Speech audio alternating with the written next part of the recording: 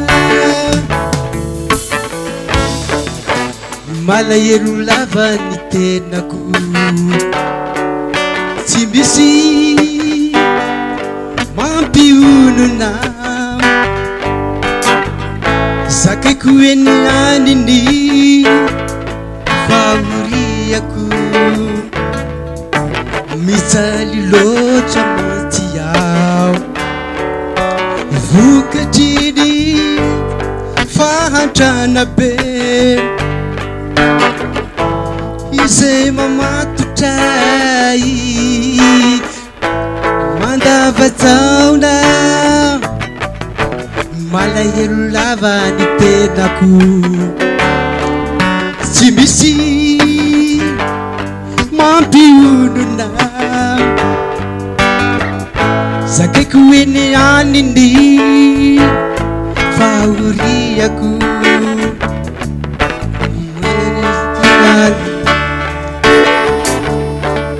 tsy misy mampionona zakaiko eny aniny fahoriako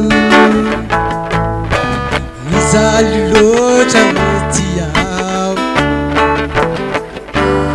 vokatriny fahantrana be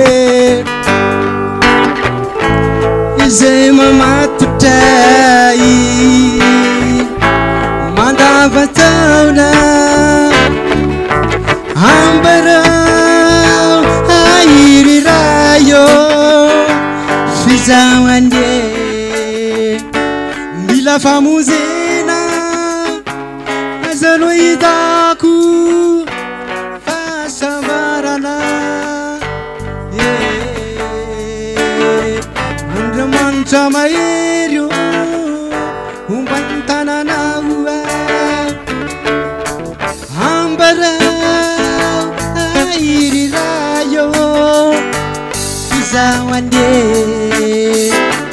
mila famonjena aizano hitako fahasambarana andriamanitra mahery ombany tananao la la la la la la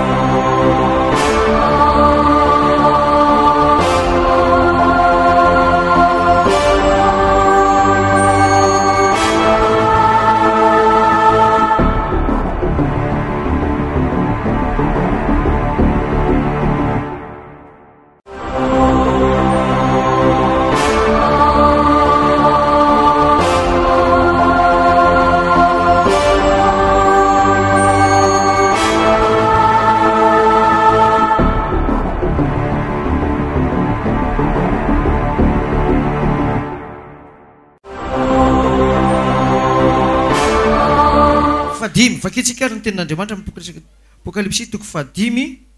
eo amin'ny andininy fahadimy fahenina amin'ny anaran'i Jesosy miara-mamaky tsika manao hoe ary hitako fa indro teo afovoan'ny seza fiandrianana sy ny zava-manana efatra ary teo ampovoan'ny loholona dia nisy zanak'ondry nitsangana tahaka ny efa voavono nanana tandroka fito sy maso fito dia ny fanahy fiton'Andriamanitra nirahana wakany amin'ny tany rehetra. Trakatsika manangan-tanana zay mahay ahafantaran'ny apôstôly hoe voarainao ve le fampianarana inona milaza inona le hoe Jesosy zanak'ondry takany voavono eo amin'ny andininy io manino milaza inona io endriny hoe takany voavono manangan-tanana zay mahay ray roa telo aiza le tere efatra 1 2 3 4 5 6 7 8 9 misy lehilahy nanangan-tanana le ambadiky le manao solomaso iny tsangana ianao rahalahy milaza inona le endrika nahita tamin'ny fahitana fa takany voavono sady sorona ampisorona zanak'ondry ngeto fa tsy hoe mpisorona nisy zanak'ondry nitsangana tahaka ny efa voavono nanana tandroka fito dia mifanafitn'Andriamanitra apikely le anina atao hoe ny fahitana eo dia manambara hoe dia amin'izay mba phrase le izy fa manjary ohatran'le hoe sady tsorona mpitsorona ao mianatra miteny amason'olo le traka tsara traka tsara azasina reo la miparasy raha namazana ao aga ameko fitenena ianao mianaka miteny amason'olona le vakitsika teo rehefa aza vakiany ela be tsony fa manjary tsy hitanao le izy ny fahitako an'io ao aga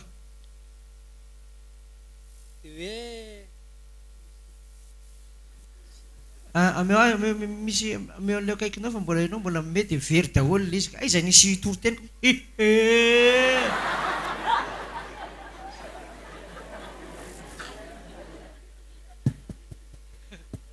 mianarynareo miteny amason'olona fa tsy mety le ohatran'izay aiza le anakay nitsangana nanangan-tany eo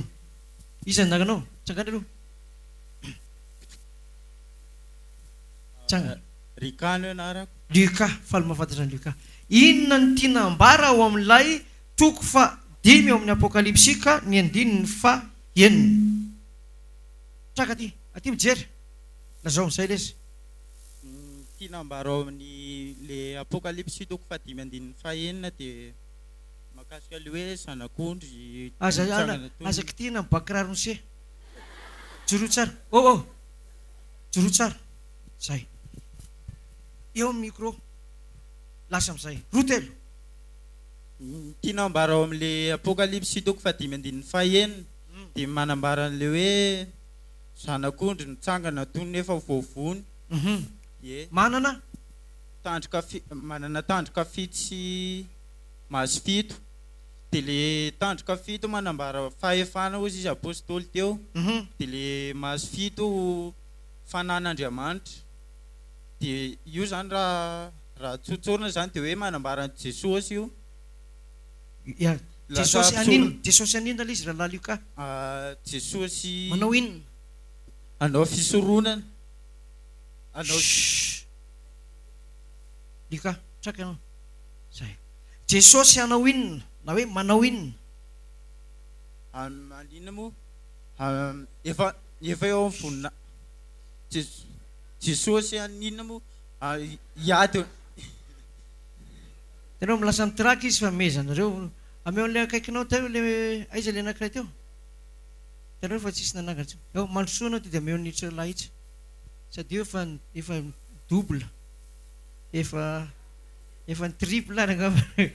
tsy mety ka vao misy fandalelam-pinoa dia hitako foana ny rahalahy io rahalahy izy moa Zosilay manajanao apôstôly. Mahafinaritra Zosilay. Manambara ino io tokosy andinina io? Manambara ny Jesosy mpisorona sady sorona. Zany hoe zay nga le vala sa tsy volamo zay. Zany hoe ny misy tao ny asa ny apokalipsy. Nasolo. Inona foana le ataonao salam zao? Voavakinao avy any ambony any ve le baiboly? Sady izy ange demi seconde. Ny hevitra le tenin'Andriamanitra amin'ny apokalipsy ny apokalipsy 5:6 voalohany indrindra ny apôstôly dia zao hoe Jesosy sorona sady mpisorona. Inona ny sary hitanao mahasorona azy? Satria izy voalohany indrindra efa tahaka ny efa voavono. Tsara, ary mampisorona azy. Satria aloha izy nianatra nareo mampisorona azy voalohany indrindra satria arak'ilay voalaza tary amin'ny Zakaria. Izy ilay mpisorona be ihany koa mantsy voalohany indrindra. Efa voa. Tahaka ny efa voavono izy mantsy. Ino mampisorona sady sorona? Dia inona le anankiray? Mangofotra. Azo manao zao anao fa tsy voavakinao mihitsy io baiboly io. Lasa mangofotra apôstôly. Tsy zava. Ho ameko vehivavy ndray zany tika zao fa mevandrana vavy apotra. Karoka sauveo ny lehilahy fa tena tsy tafavoaka reo. Mangofotra. Ah? Oka aloha, stop. Rehefa fanalana henatra ao mason'olona, zao manao zao mihitsy. Tsangany ianao dia tonga dia manao hoe tinambara ao amin'ny apokalipsy toko 5:5 sy 5 dia milaza hoe fa vao manao hoe alors avereniko tsara sady tsara. Tsy manina avereniko tsara. Averiko tsara sa ny tianao lazaina sa averina tsara. Makasofla reo. Stomina, ray rotela. Amin'ny anaran'i Jesosy, ny hevitra tiany ny tenin'Andriamanitra, ny hevitra tiany spectateur mangina.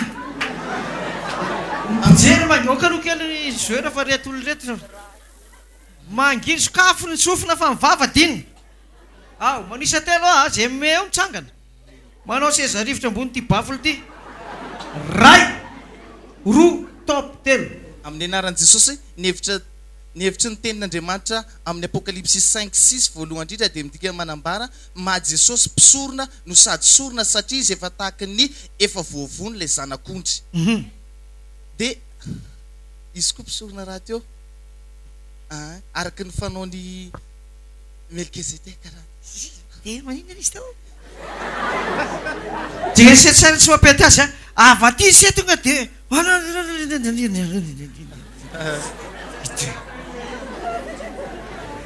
ohatry misy hery mameno azy mameno anao zany izy dia avoy amin'izay le izy. Tsy haiko fa zany ohatra zay le atao hoe traky fa tsy fanamasina iny. Very koa fa traky iny zany etratra vao miresaka amin'ny apôstôly dia misy hery miampita dia ke za vao mainka levandrana fa ay ve zay karaha miampita nge le hery dia tonga dia lasa ianao dia misosa fotsiny io e. Tsy haiko mihitsy. Tsy hainao mihitsy le izy. Aleo amin'ny herin'ny androany tonga dia ataoko mipoka be.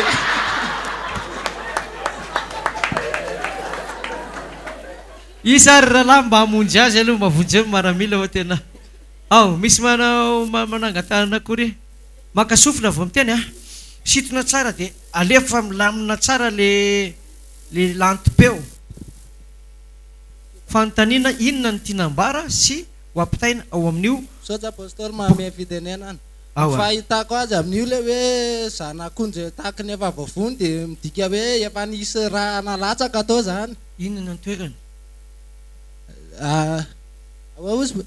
averakely tahaka nisy raha latsaka zany inona ny toerana ijoroany amin'io? Mpisorona. Maka ny sofra indray mandeha dia averina fa ao kely sisa. Lasa. Dia io zany hoe Jesosy sady sorona mpisorona amin'io. Tao mazava ny tena fa kosorona ohatra zany kosorona zany ka fafa. Farany. Maka sofra. Lasa. Le hoe tanjoka fito firenena dia le fahitako azy zao hoe le mahazo fito le fanahy fito le latsaka le vita fisoronana.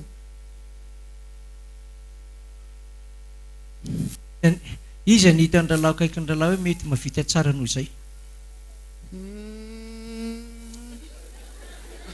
tonga dia meo azy le satria fianarana ray ihany tonga dia meo azy fa zay io rahalahy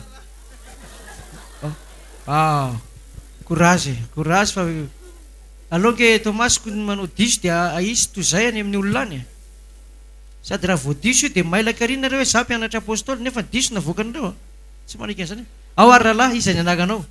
rahalahy Rivo ny ana faly mahafantatra ny rahalahy Rivo Batisa Ovina io Victoria 7 ok ary inona ny tiany tompo lazaina amin'ny apokalypsa 5:6 tiany tompo lazaina amin'le apokalypsa 5:6 zany aza mitsika be fa tonga dia lasa le concentration sady mpisorona izy sorona aiza mipirofo masorona azy sady mpisorona aiza takany efa voavono takany efa voavono ary le anankiray indray mahasorona anazy manana iny izy manana maso fito dia fanafitон'Andriamanitra ireo kely tsisy iny sisa manana ny fanafitон'Andriamanitra ireo misy toyny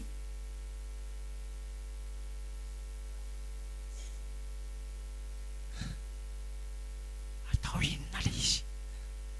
atao inona le fanafitон'Andriamanitra nalatsaka alatsaka izy tsy zany ny fiteny azy omenany any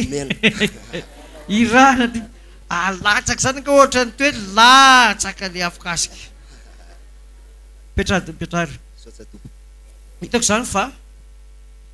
tsy tafiditra tsara le concentration nareo mety miresaka angabo nareo dia mety misy lasa le izy eo koa zany le hoe misarosarokenatra fa ny tena mpianatra tsara fandrombaka mihitsy manangatanana rehefa hoe manatina le mpampianatra indrindra fa le lesona eony eo no adinina fa tsy le hoe le lesona tamin'ny tapabolana ka manantena zany mba isy vokatra tsara na ho an'izay efa vita batisa na ho an'izay vao mianatra sokatra masina apokalypsa 5 no mampiseho an' Jesosy sady mpisorona be no sorona ary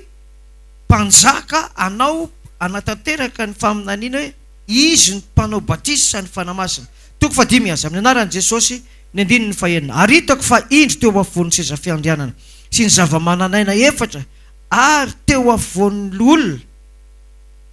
dia nisy zanak'ondry ao nantoyny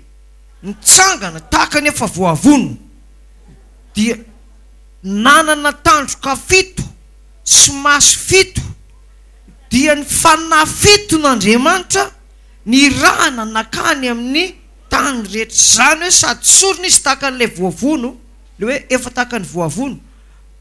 miditra mivonana izy satria efa mipetraka eo amin'le tandroka fito ary mpanao batisa amin'ny fanamasina izy satria maso fito dia ny fanafitон'Andriamanitra zay irahana makany amin'ny tany rehetra mazava sa tsy mazava aiza itoejavatra io no mitranga nareo ato any an-danitra ovina nareo ato nareo le mba nanangatanana sy memety eo ovina io toejavatra io mafimafy izy aiza matsangana tany tsy manina mampiteneny dia fatao ao tsangana dia tovy mafy be mafy tsara talohan'ny Pentecoste nisy andro be dehibe tao alohan'ny Pentecoste dia izy tamin'izay ohatra zao hoe lady ny Pentecoste talohan'ny Pentecoste talata alarobia lakamisy 10 andro tao alohan'ny Pentecoste marina ve zany sa tsy marina 10 andro to mipiderato zany dia milaza hoe tsy marina inona ry marina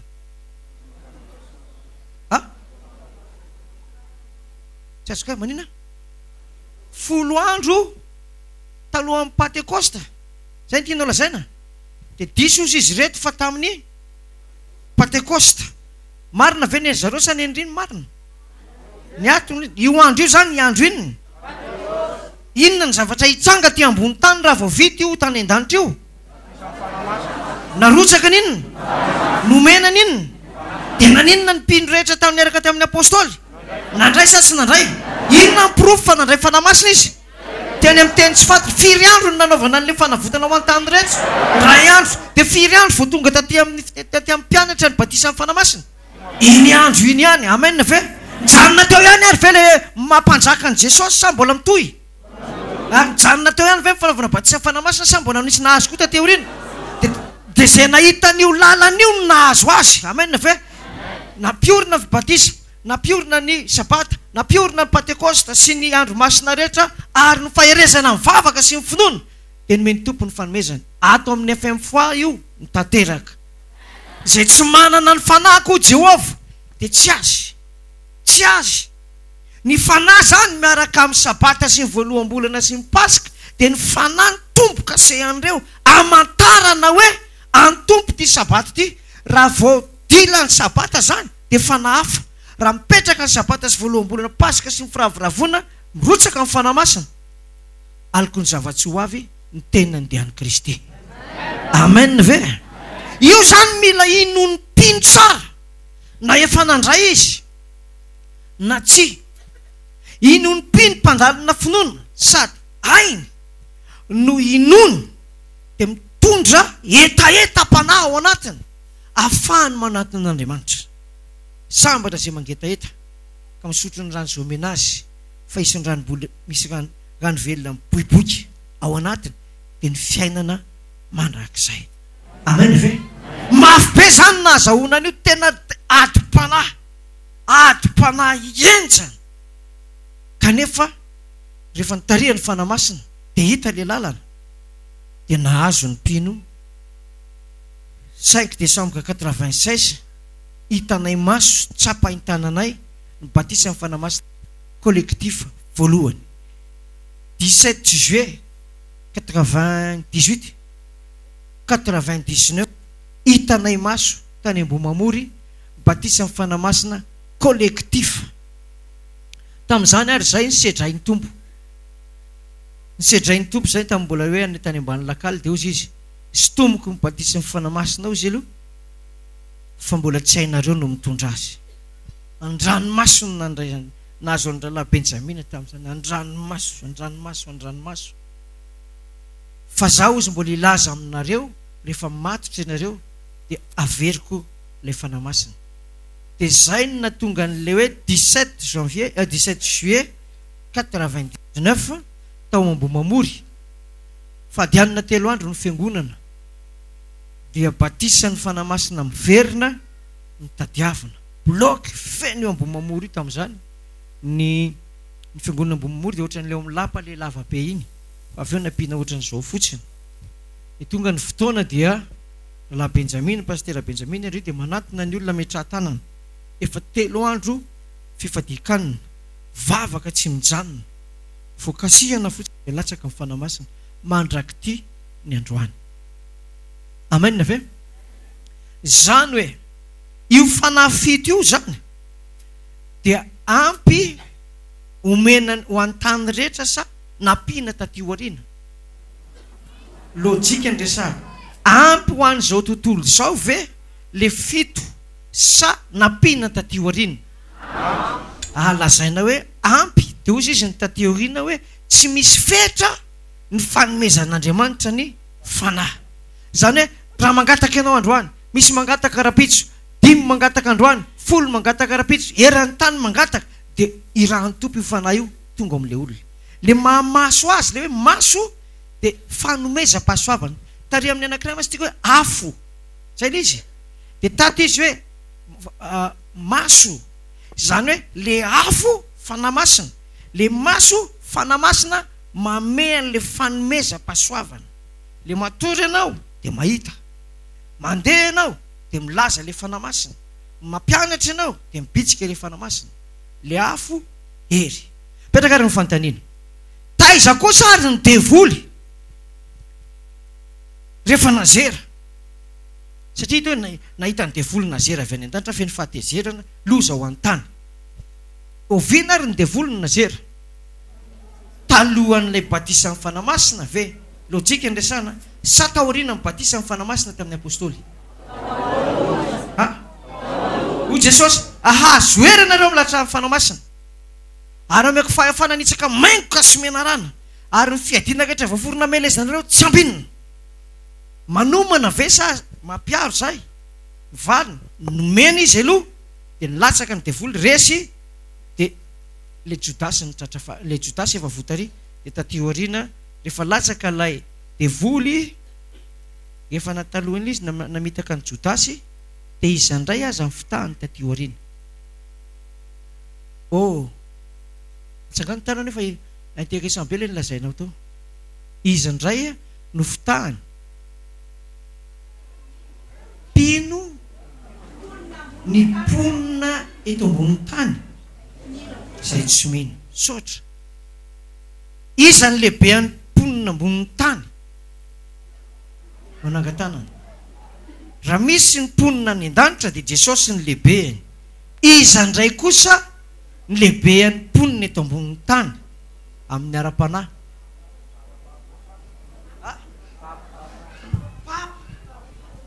ary zay natao tato de nalainy tahaka daholy ohatra ny sabata no vany alahady ny paska no vany alahady de nataony hoe apostolika zay marina tsara ny azy fa apôstôly saingy any amin'le kategoria sandoka mazava sa tsy mazava ka raha tsy mianatra tsara an'le tenin'Andriamanitra le fahamarinany ianao dia omora voavitaka fa rehefa miorina tsara ny fahamarinana sady fantatrao ny fahavalo fantatrao ny namana fantatrao ny fahamarinana reraka fotsiny zemakeo indrindra fa rehefa matanjaka mivavaka sy ny fadifadianina indraindray eny ananonanony eny satria tsy aza atao lavabe satria miasa ny tena ka noho izany aza fantatsika ny marina de fantatsika koa ny tsy marina raha mivavaka atao marina ianao ka miala de lazaiko ianao fa tsy maintsy ho any amin'le tsy marina ianao satria tsy misy fivavahana fa tsy anankiroa ny ray marina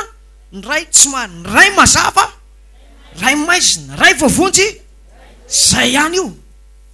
raha tesitra ianao fa tsy mazava le fanamasina ary mahasosotra mahainao ny apôstôly mitorian'le fanamasina de lasa ianao makany amin'le tsisy fanamasina fa iresaka fanamasina ihany izy na tsisy fanamasina reo aminy resahany le fanamasina nefa izy tsy manana fanamasina resahany le fanasitrana nefa izy tsy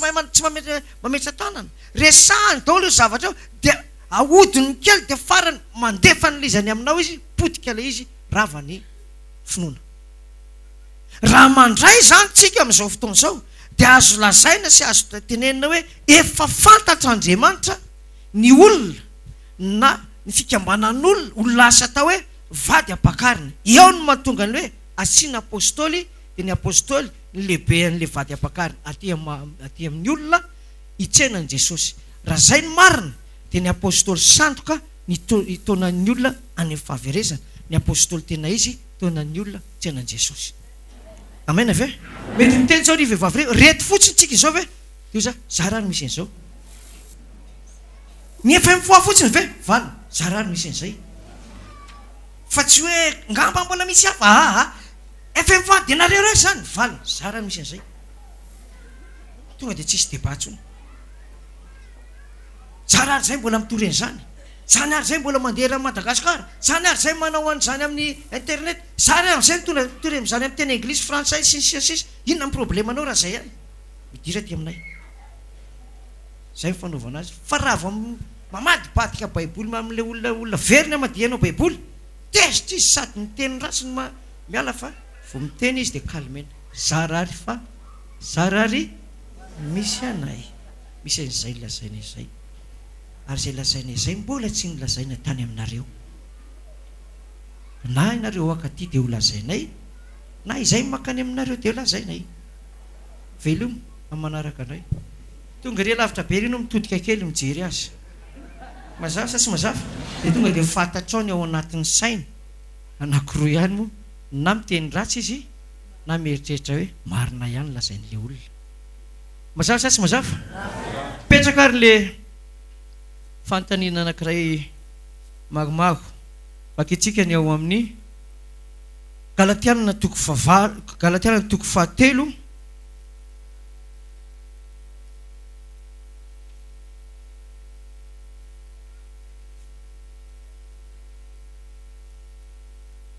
firy ny lazaiko tao azafady ndiny 7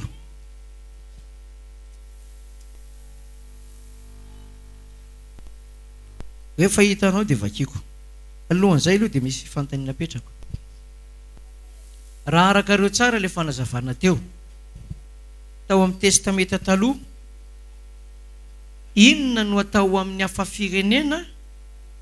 raha teo lasa tahaka ny jiosy ihany izy ina hoe forana rehefa vita amin'ny famorana ny lehilahy manaraka koa ny vady aman-janany dia mipetraka amin'ny fanontaniana mahazo pirenena jiosy ve izy sa mbola vahiny ihany mahazo ina mahazo pirenena ina misy teo jiosy dia tsy maintsy mivavaka ohatran'iny izy zany lasa sabatista izy sa mbola mijanona amin'ilay aladista ihany raha tamin'izany mbola manompo samy sa tonga dia ny andriamanitra ny andriamanitra mosesy no andriamanina mazava tsara vakitsika ary le fanontaniana indray zany raha vita batisa indray zany tsika tio ariana dia mandeha amin'ny fampianaran'ny apôstôly sy ny mpaminany ve sa amin'ilay fampianarana taloha tamintsika mbola tsy vita batisa ohatra betsaka ny olona vita batisa fa mitete na koa hoe izao tontolo izao ny olona teto ambonin'ny tany ane ka dia azo lazaina hoe roa patelo ny olona eto ambonin'ny tany ane ka vita batisa sao ianao variana roa patelo vita batisa nefa ozy jesosy hoe vitsy no vonjena dia jereo tsara ny alalin'ny sain'ny babilôna ataony batisa daholo ny zazakely rehetra dia ozy izy vita batisa daholo tsika rehetra dikan'izany diso ny tenin'i jesosy hoe vitsy fa itsika ny namarina azy hoe izy rehetrarehetra dia vita batisa nefa tamin'izy mbola zaza no natao an'izao ary rehefa lehibebe le zaza dia mifanana fampianaran-diso mekohaka any amin'ny sarin-javatra voatsikotra fa hoe vita batisa vo fitaka tsara ny olona tamin'izany hoe vita batisa ianao voavonjy fa tsy asainy mamaky an'io ary tsy mahita an'io fa ny aty amintsika kosa dia voapirovy tsara hoe vitsy no vonjena any amin'ny zareo mifamadika betsaka ny vonjena satria natao ina ny olona natao ina ny olona tany aminy atsakany tanina koa zay vita batisa tany amin'ny tete hoe tanareo marino tsy vita atsakany ny tany zay tsy mbola vita batisa mihitsy na tete na zaza kely na olon-dehibe mbola tsy vita batisa mihitsy tanao tsy vitsy kely izy mibetsaka zany zao vita batisa betsaka zany no vonjena raha tena marina ka tratran'izany toroteny zany ny olona ladista hoe aza manahy ianareo fa zay mino sy atao batisa no vonjena tsangano ny tanana zay efa vita batisa izy rehetra mihitsy ary manana attestation certificat misy ny sariny eo amin'ny rindrina izy mampiseho azy fa vita batisa fa ny lalana andehanan'io lalana makany amin'ny fahaveresana vo fitaka ny olona mazava sa tsy mazava ka raha vo nitoroteny ianao hoe very zay tsy vita batisa dia misaotra betsaka zany mihitsy ny antony anaovana batisa fa vina ianao natao batisa tamin'izany voateraka ohatran'izay le izy dia mahatonga ny olona nokatra misokatra ve ny sain'ny olona hianatra baiboly raha vita batisa tamin'ny zazakely izy ka hoe voavonjy misokatra sa tsy misokatra raha vita batisa kosa ary tsika vaketsika ny tenin'andriamanitra ao amin'ny galatianina 3:28 le ny lasaitsika teo 3:28 vakeny amin'nymboka ny 26 fa ianareo rehetra dia vakeo ny toina hoe zanak'andriamanitra amin'ny finoanan'ny Kristy Jesosy fa na iza ianareo no natao batisa ho an'ny Kristy mitafy an'i Kristy dia ontoy tsy misy intsony jiosy na grika na andefo na tsy andefo na lahy na vavy fa iray ihany ianareo rehetra ao amin'ny Kristy Jesosy fa raha an'i Kristy ianareo dia tanànak'i Abrahama sy mpandova araky ny teny fikasana amen ve manangana mihitsy zany ny apôstôly ny amin'izany fotoana zany hoe le batisa atongavantsika amin'ny tompo io dia atonga antsika manana fahefana ho tonga zanak'Andriamanitra sady zanaky ny teny fikasana mpandovana izy zanaky Abrahama tsy zay izy teo dika zany ay zany le lovan'ny Abrahama Israely sa ny an-danitra any an-danitra tsy efa naseho tamin'ny olona avy hoe any Abrahama any sa tsy any izy any izy mazava ve eto apokalypsa toko 5 eto amin'ny apokalypsa toko 5 no ahitantsika ny fiderana natao rehefa vitan'i Jesosy ny fisoronana tamin'ny fotoanany tany an-danitra tamin'ny tranon'ilay tsy natao tanana. Apocalypse 5:9 eo amin'ilay 7 aloha eo amin'ilay 6 aloha vakiny indray mandeha mba hiaraka tsara le fanazavana. Ary hitako fa indro teo afovoan'ny sezafiandianana sy ny zava-mananaina 4 ary teo afovoan'ny olona ary nisy zanak'ondry nitsangana tahaka ny favoavono nanana tandroka fito sy maso fito dia ny fanafiton'Andriamanitra ny raha nakany amin'ny tany rehetra. Tsambikintsika amin'ny andininy feno lazaiko teo fa 7 tsika izao vita le izy dia manao toy izao hoe ary ny hira firam-baovao izy ka nanao hoe miaraka sika ianao no mendrika aka ny boky sy hamanotombo kaseny fa voavono ianao ary ny ranao no nanavotanao an'Andriamanitra olona avy tamin'ny fokom-pirenena rehetra sy ny samihafa fiteny sy ny olona ary ny firenena rehetra ary rehefa nataonao fanjakam-pisorona ao an'Andriamanitsika ireo ary manjaka ambonin'ny tany izy ary nahita ao sadratsika aloha petsaka ary ny fanontaniana manangan-tanana izay mahay traka daholo ny fanontaniana petsako dia mikasika an'ilay fanazavana. Inona ny raisy nataon'Andriamanitra tamin'ireo olona avy amin'ny fokom-pirenena sy ny samihafa fitenireo ka nanana ny anjara ideran'Andriamanitra tahaka ny fanao azy arak'ilay voasokatra midininy 7 teo hoe ny ranao no nanavotanao an'Andriamanitra avy tamin'ny fokom-pirenena ny olona rehetra. Fanontaniana mipetraka inona no nataon'Andriamanitra taminy amin'ireo olona hafa firenen'ireo ka nanana ny fahefana anana anjara amin'ny fiderana be io. Atao vehivavy, inona no nataon'Andriamanitra ho an'ireo olona avy amin'ny fokom-pirenena sy samihafa fitenindreo ka nafahany manana anjara midera sy misaotra an'Andriamanitra araky ny voalazantsika teo. 2 ato averina kely atao amin'ilay lafa ny aty any tena tiako satria mampianatra nareo rehefa kelikely. Inona no nataon'Andriamanitra tamin'ireo olon'ireo ka nafahany manana anjara idera azy araka vakintsika amin'ny andininy 7. 1 2 3 4 ok kely tsisa raha zato reto olo reto dia tokony 10 isan-jaton'izay no mahay baiboly. Tsy hankano tsara hoe le tanana teo hitako raha roa teo le 5 isan-jato tsisa tsy ampy kely tsisy mahintsony ve era laty mody mamaky be mihitsy am'izay tsy voatondra isa mody mihirahira amin'ireo aleluia aleluia sady manao masina koa izy vao mijery any dia mitodika mankaty le olona ao ary amena an'le rahalahy micro azafady le manao akanjo carreau tsy mikoropaka rahala rehefa miteny maka sofla tsara dia apetrapetraka tsara le izy magnana fa manahirana amin'ny tena mason'olona fa aty mason'olona tsika samitsika ny anagana amin'ny teny. Iza ny anaganao ka lahy azafady? Davida ny anarako. Davida ny anaganao. Faly ny mahafantatra ny Davida. Afrina zay nahatongavan'ny Davida teto? Tamin'ny herintaona ny tonga teto.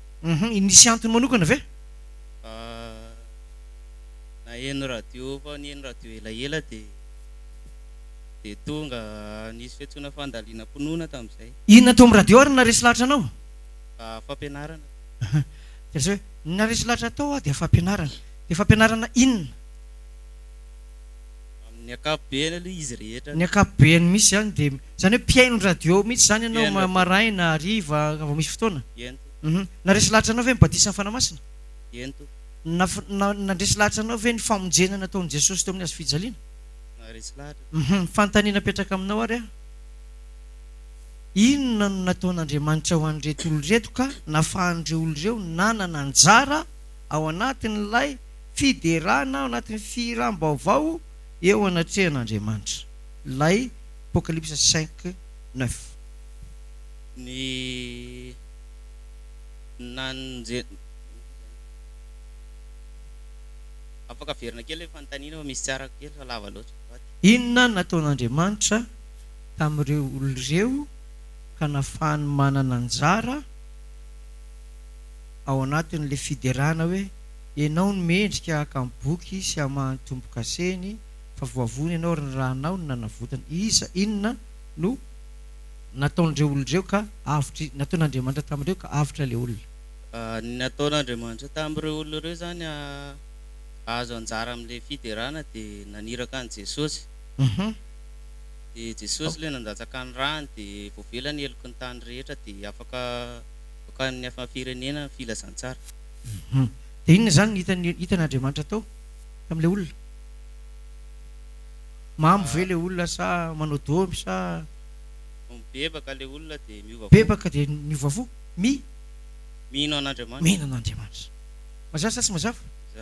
Tao anaty taiza hoe nanirahana an'le maso fito dia mifanafitin'Andriamanitra taiza no irahana na mitany rehetra dia izy aty ambonin'ny tany no mandray an'ilay fanamasina mena izay mino sy mitandrina ny normal ary ve zany tsika raha nahazo raha ohatra ka nangataka sy nivavaka fenony efa mifafa zany ny fepetra hoe mino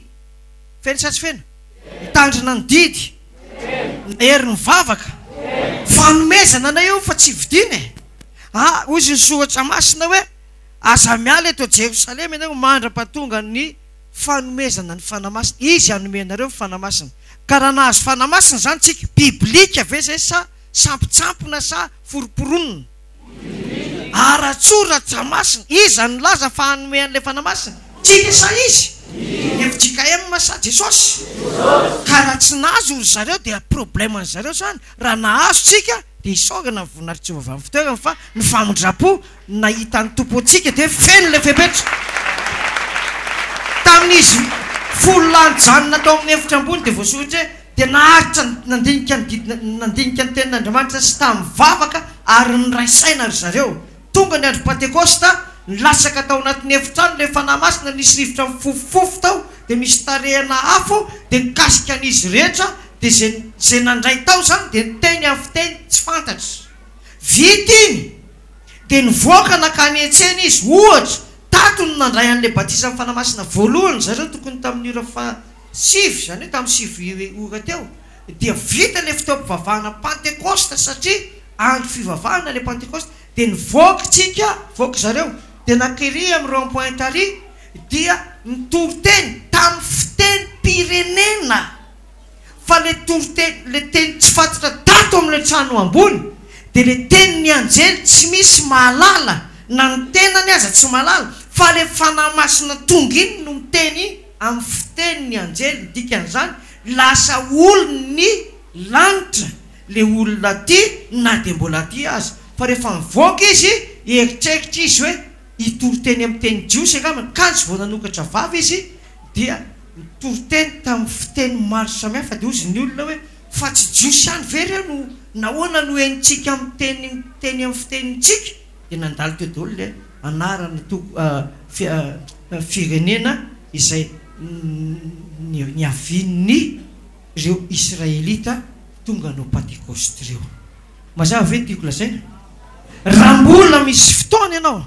anio apekaro ny finoanao fa milaza mihitsy ny tompo hoe izay tsy manana ny fanahiko dia tsy izy. Avantage be mihitsy zany ny fanana ny fiangonana fanamasina ho an'ny olona mbola tsy nazo an'ilay fanamasina satria raha makany amin'ny fiangonana anankiray ianao sabatista ka tsy sabatista ianao dia fagany ianao lasa inona farany? Lasa sabatista. Raha makaty amin'ny fiangonana misy batisa amin'ny fanamasina ianao ka ianao mbola tsy manana fanamasina tany dia manana chance be mihitsy ianao andraisina n'ilay batisa ny fanamasina. Amen ve? Amin'ny andro farany iny tena hemotra amin'ny finoana ny olona. Dikan'izany io fanamasina io mihitsy no antsirana satria ny dada be any tsy nahazo ny dadabeany tsy nahazo, ny dadany tsy nahazo, izy tsy nahazo, dia ny farany laviny zareo fampianarana apôstôlika rehetra. Tamin'ny taona fikoly nazontsika 5 décembre 96 nandraisana batisa amin'ny fanamasina voalohany no amafisina 17 juillet 99. Dia amin'izao izy tsy tadidy tsony ny daty fa latsaka ny tamatavy, misy makany mahazo any Tuliara, mirehitra ny Dego etsetra fa ny fahamarinana dia mitombo ary fatratra ny fitombo ny fahamarinana ato amintsika. Amen ve? Raha atao batisy ianao, fantaro fa izahay ny manao batisy anareo amin'ny rano araka ny didin'ny tompo hoe ataovy batisy izy amin'ny anaran'ny Ray sy ny Zanaka ary ny fanamasina. Dia manao batisy iny mora indrindra. Ilaina mino nefa anao fa hoe izay mino sy atao batisy no vonjena. Ajoboka ao anatin'ny rano zany ianao tandindiny ranon'i Jesosy dia madio ianao mivoaka eo. Amen. Ny ankabeazan'ny olona miresaka amiko rehefa vita batisy dia izy kaka azafady tompoko, ohatrany maivamaivanyzany ho azahay, ohatrany nisy zavatra niala misy tamin'izay natao batisy atao, asa na ino reny na ino zay hoe avelao zay niala e. Rehefa tonga ny fiadanana dia amen. Dia ohatrany tena hoe ohatrany hoe tsisy fifaliana, ohatrany hoe tsapan'le olona natao batisy ny fifaliana any an-danitra, araka ny tenenin' Jesosy hoe tsy misy fifaliana ohatr' izany ozy any an-danitra amin'ny vehivavy, amin'ny olona mibebaka anankiray. Raha vita batisy ianao, vita batisy ny rano ka mbola tsy tafiditra le batisy ny fanamasina, dia fantaro fa efa akaiky anao, zany hoe terrain anankiray lonaka ianao ho an'le batisy ny fanamasina. Amen ve? Amin'iny batisy ny rano ataon'olombelona iny, fa ny batisy ny fanamasina dia ataon'Andriamanitra, ataon'i Jesosy ho an'izay tia azy ka mitandrina ny didiny. Amen. Amen. Ho aminareo ane zany, ho tanteraka aminareo ane zany. Amen. Fanampiny zany hoe mamaky baiboly, manana baiboly tena tsara. Lafo be mividiny tony zao, fa mikasokasika lafo any amin'ny brocatera be dia be. Misy olona manana baiboly dia fahita izy dia amidiny le baiboly, mora kely 200 000 any, jerena fotsiny pejy so dia efa nangotany zareo. Fa ny brocatera maha-brocatera azy adapteny izy rehefa misy baiboly tsara tare fa tsy ampy pejy anaky 5 dia asorony amin'le taloha dia ampidirina ato dia ataony moramora le taloha. Dia rehefa mividy an'le taloha ianao ka moramora dia jerevo fa mety misy tsy ampy ny pejin'le izy. Hoe amanjanao hoe hitanao ny lalana, nampahitananao ny lalana noho ny fahasoavan'Andriamanitra, vomafy ianao raha miala. Raha mijanona ianao vomafy kely ianao raha tsy mianatra baiboly. Raha mijanona ianao ka tsy atao batisa dia ohatrany mangeta eto ambony rano. Fa raha mino ianao ka mazava ny soratra masina dia afaka miteny aminay sy pastera parany ianao hoe io ny rano, inona moa manakana tsy atao batisa, fa vetivety ianao dia ataonay batisa dia atolotra eo amin'i Jesosy ametrahan-tany nambavaka mba hilatsaka aminao fanamasina. Amen. Amen. Teraka mafy ho an'i Jesosy tsika. Anao hira anankiray tsika dia hijery zavatra anankiray na mety hoe eny e, anao hira anankiray tsika. Inona ny hira masaka ao?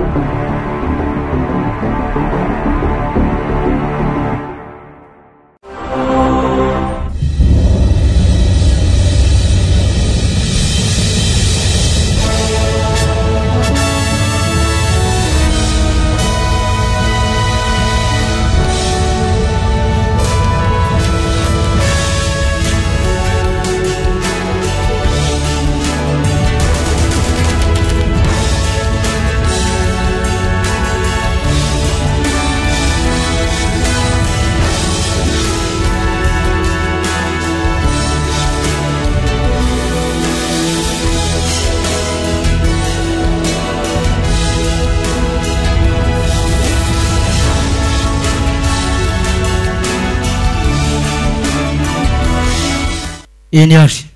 volao nareo efa kely izy efa vitsikely izy volao ve nareo afaka mametraka fantaniana ataontsika hoe anatin'ny fotoana fohifohy ka misy fantaniana mikasikasika ny fampianarana na ihany koa mety hoe eninareo tary hitanareo tatsy ny vakina tamin'ny gazety mikasikasika an'izay mety hoe soratra masina fiangonana baiboly fampianarana raha misy manana izay dia aza misalasala fa amin'ny fotoana mampety azy mihitsy ny ametrahana fantaniana ato misy ray roa telo efa aveo efatra ato ito rahalahy izy moa zafady rahalahy Julien de Dieu Julien de Dieu efa teto tamin'ny herin'ny androany tamin'ny herin'ny androany efa teto raikitra zavatra mbangatavy kely ray aman-dreny apôstôly le fomba fanazavanao tena enjana be mandray azy raha voatsoray amin'iny fanazavanao iny hitako mihitsy hoe mahery fa amiko manokana aloha izy fa tsy haiko ndretra fa za zao amin'ny mandray zao mindraisiko izy dia vetivety eny tonga dia hoe tsy azoko amiko lay ka mba miangavy aminao ah rehefa manazavy ianao mba mekely minitra kely andraisareto izy hoe traka amin'izay zay za mba ireko mety ve atsika rehetra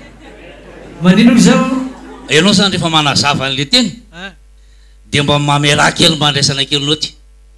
dia afaka telo minitra any na salan'izany zany hoe traka ataole amin'izay fa amin'iny misy zavatra tena enjana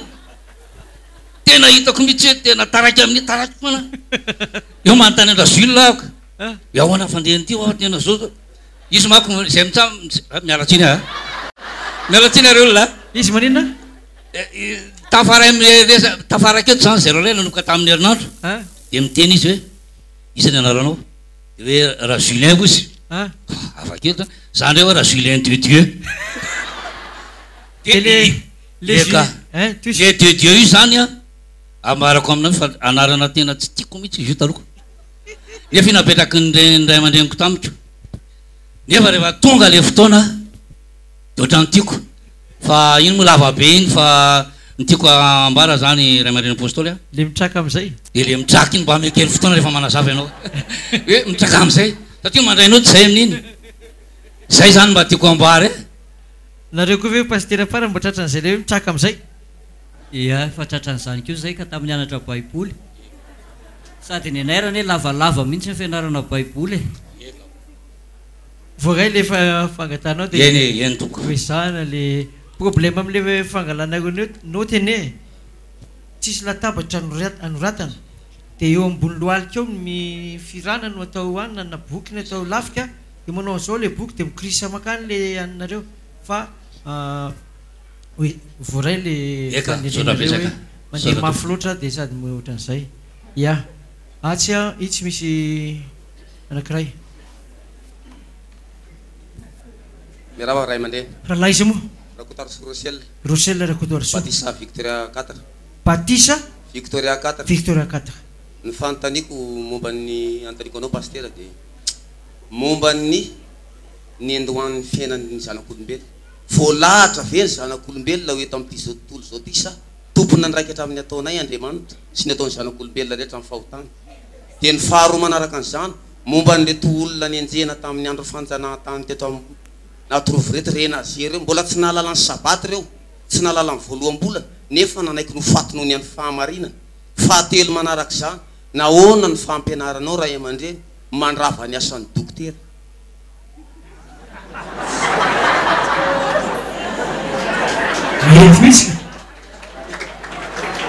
satria mako ny antony anaovako an'izany hoe mandrava ny asan'ny dokotera ny zavatra rehetra tsy hitan'ny dokotera hodidinany amin'ny mandevaka any an-dafindrika no ametrahanao tarina avy eo amin'ny fahefanao tsy anao rery manasitana fa mamomba anao azy mandinika mantsy nametrahan'ny pastera parany tanana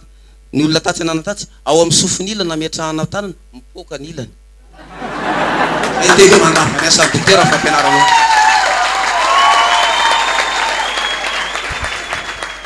fangaro le izy fa mitraka sady ako le fanontaniana voalohany le voalohany le fanontaniako voalohany voalahatra ve ny zanak'olombelona hoe eto amin'izao tontolo zao ity sa tompony nandraikatra amin'ny nataontsika Andriamanitra satria mandinika tamin'ny andro ny mpilantsy tamin'ny andro ny Jodasy reny a voalahatra ve Jodasy hanenjika an'i Jesosy aizany ka misy an'ireo olonireny hoary an'le midina sa hoary am'le miakatra ianao ne malala malala tsara ianao fa raha tsy ho tasy midina sa miakatra midina malala tsara za eto amboniny tany keo dia efa manomboka misy midina am'izao dia misy ny miakatra betsaka neny very ozy ny tompo izy aloha nametraka atsika ty amin'ny tany velona ny voalazanao teo tamin'ny voalohany hoe le olona efa be dia be ny very tompona andraikitra amin'inona izy amin'le very teo ny olona zany tompona andraikitra amin'ny zavatra ataony azonao ohatra hoe ny ambaga teo dia hoe maty le olona nefa tsy naheno filazantsara ny apôstôly zany natao ho an'ny olona velona amin'ny fotoana amin'ny toerana amin'izay zavatra mitranga eo fa tsy natao hoa inty izy hikarakaraan'izay tsy naheno na naheno fa mino fa tsy mino ka maty fa ny andraikitry ny apôstôly dia nametrahana ositra izy hitondra le fahamarinana dia manaparitaka n'le fahamarinana dia manangana n'le fiangonana ary ny apôstôly sy ny mpaminany ny fehizorony dia ny fanamasina no ao ka ny anivelan'izay tsy any tompo akory fa ny any tompo dia ato ny andraikitra menanay zany mitory amin'ny voalohany amin'ny rehetra indrindra mba hidiran'le olo amin'le fiangonana rehefa tonga ato izy dia mipetraka le rafitra mivakitsika tao amin'ny Efesianina 3:41 izy tao 24 dia mikolokolo manabe ny saina manabe amin'ny fanahy andeha amin'ny lalana marina eto amin'ny tany velona andraikitra anay iny raha manao an'izay zahay ka tsy manaraka n'ilay torolalana sy fitaizam-panahy le olona fa manao zavatra hafa dia tsy tompona andraikitra izahay le fahatelo farany izy Jodasy momba ny nanenjika an'i Jesosy nanenjika an'i Jesosy Jodasy nefa voalazana ny faminaniana fa isy azonao dia manana andraikitra daholo ny olona na izy amadika amin'i Jesosy na andeha amin'i Jesosy misy koa olona zany efa voalahatra ho lasa mpivavaka ataontsika hoe mba hampisavany saina dia izy le teraka iny dia efa voalahatra ho azy ny famonjena tonga amin'ny finoana izy dia efa voalahatra tsy tonga izy janona foana ny filarana fa izy lasa very ka raha tafiditra ianao zany raha vita batisa hitako fa mora mahay baiboly sy mahazo efim-panahy ianao fa mitomoera tsara dia mitombo fa ilainao afaka 3 taona efa taona any ilainao tanteraka tsara io fahalalana soratra masina io anampy anao amin'izay fiainana andehananao dia ny farany ray aman-dreny misy ianao manao hoe naneny amin'ny gazety naneny amin'ny radio mba misy eninao ve andro zalahy ambadika atsy izy fa tsy hanonona anarana le hoe voateraka ny olona dia efa mena amin'ny fanahy masina nefa za mahatsapo vao feno 12 taona dia nahininana jamamanga ahoana pastera mahatonga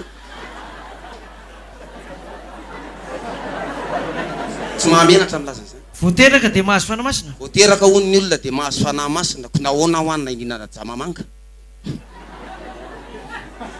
ny hevitry no antaninao zany ve ny anaty baiboly dia misy hoe tonga ny 70 andro raha lehilahy izy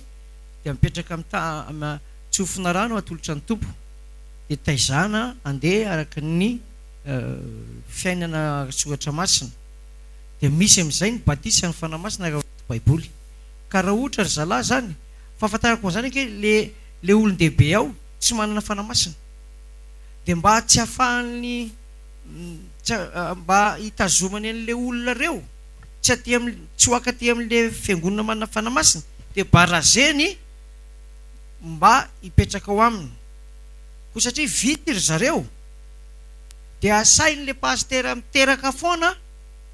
dia mahazo fanahy masina le zaza voateraka dia reo isan'ny olona teraka reo zany mampitombo n'le fiangonana azonao zany hoe any amin'ny statistika ny isan'ny olona izy ka raha misy olona 10 miteraka isaky ny asa misy olona zareo moa raiky salle de classe kely io tsy fantatra mety hoe 2 isam-bolana niteraka na ohatra rehefa kelikely io rangahy io tsy fantako hoe izany ao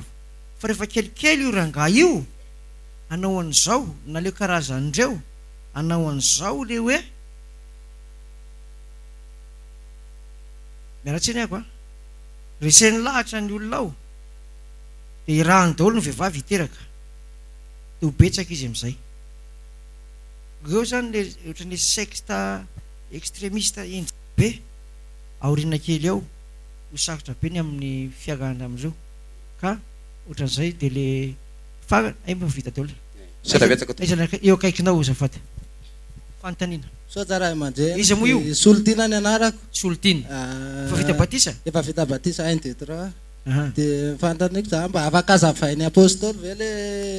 efesiana Diokaizy iny dia mifaharoa le momba le lalàna amin'le vitikosy efa mazava le amin'ny fihinana fa ny tiako antaniana le misy Diokaizy zao zany teny zany manao hoe ary noho izany izao koa rehefa nandreny finoanareo an' Jesosy Tompo izay hitan'ny olona masina rehetra ay 1:15 2:15 fatao amin'ny nofon'io nandravany ny fandrafiana dia ny lalàna nisy didy nataony tandremana mba anakambanana antsika rotota ao amin'ny tenany olom-baovao iray ka aona anaovany fihavanana ary ampihavana antsika rotota ho tena iray ao amin'Andriamanitra noho ny azo fijaliana. Le rotota aloha zany jiosy sy jentilisa tovy amin'le fampianarana teo zany dia nakambana izy tamin'ny fotoana aloha dia forana le jentilisa dia lasa ohatran'ny jiosy ihany fa rehefa tonga indray zany noho ny fanekena vaovao dia natao batisa na jiosy na jentilisa mba voaforafo sy hitoerany fanamasina ka ny fandrafinany tamin'ny jiosy sy ny jentilisa no rava teo amin'ny azo fijaliana satria sady maty ho an'ny jiosy Jesosy no maty ho an'ny jentilisa dia amarinina ao amin'ny batisa ary atao tombokase amin'ny batisa amin'ny fanamasina na jiosy na jentilisa mazavako zava-tompoko ny faharoa momba le lalàna amin'le vitikosy 11 iny le fihinana sy momba fihinana efa mazava fa ny eo amin'le hoe misy lalàna hoe na vilany andrahonandreny ary dia ho vakinana ho sasana amin'ny rano be dia tsatsika zao raha ohatra hoe vahiny any an-tran'olona tsy mino ka mety hoe ny arivotsika makany efa le tsy fihinana mihitsy ny andrahoana anatin'le vilany atao anjiny iny dia raha misakafo amin'ny ve zany tsika dia mety aloto atsika le izy. Za aloha tsy misakafo any amin'ny rehetra za tsy misakafo any amin'ny olona menakisoa na dia trondro tsy sikirana tsy mihinana ako tsy mihinana amin'ny hotely na tsisy kisoa azy raha tsy tena efa hoe sura tsara fa madio satria manahirana be le fadiovana ao anatin'le lazaina ao amin'le lalàna teo raha misakafo taloha zao misakafo any amin'ny musulmane dia avy eo naveo mivadika végétarien efa ela be zao tsy nihinan-kena ny fahafantarako azy tia ny tompo tsy nanenenenananeny ako eo amin'le fianakaviana tsy mino mihitsy ny tiako antany tonga any ianao ka mihinana dia tetra sy vao eo mihitsy aniny dra dia tahak'izay tsy nihinana marina mahafotana mahafaty tia kibo tia moa manahirina fa tena fa voky ary rehefa dia misaotra betsaka tantao sy tantina rehefa dia raha misy rano dia rano sotroko e tena voky zany zay betsaka raha manjay vao mitena izay anao dia tsisy anina fa raha vao tenenao hoe za tsy hinana fa sao dia misy any io ny marina rehetra tsy filaza fa asiana fahendrena vazivazy dia mahazo paiso voasary manga ohatran'izay anao mety mahazo frébus ary ianao avy eo fa raha mitabataba anao na frébus ary tsy amenenao tsony aiza le nakira tato ato iry dia avy eo miakatra indray eo saotra tompoka raha iza moa vonjy tiako antaniana raha aman-dreny hitanao le mandinika amin'le azo fijaliana ty zany satria matetika ny fianakaviantsika mampiasa an'io daholo le lacroix dia mandinika hoe fasana misy anazy fiangonana misy anazy ny vatapaty misy anazy ny film horera misy anazy ny arta misy daholo zany dia amintsika le izy mety hoe mibaibolitsika koa mety misy kely an'io réseau any satana ve io satria ny fandiniako anazy raha itsika zao manana fianakaviana ka sendra hoe misy fahoriana dia tsy maintsy hiditra ao amin'ilay fiangonana ianao inona no tokony atao raha hiditra ao amin'ilay fiangonana, inona no tokony atao raha hivoaka, satria tsy maintsy miainy ao anatin'ireny moa tsika. Tsotra e, hitanao le rahalanareo solomaso teo le hoe satria vao eo mihitsy any nihinana fa tena mbola voky be, rehefa tonga any amin'ilay fiangonana dia tonga zany le cortège dia mijanona amin'ilay fiangonana dia lasa ianao mody makarea Vatican, azonao mihodina kely amin'ny Vatican dia mihodina kely any amin'ny fiangonana, le olona efa lasa daholo dia lasa ianao miditra amin'ilay épicerie misotro an'ilay any. Fa nahoana anao tsy niditra? Mafy misy ny alahelo, tena mafy, tena tsy zakako, tena misotro rano mihitsy fa tena mangidy amiko tena lamina faza tenenina hoe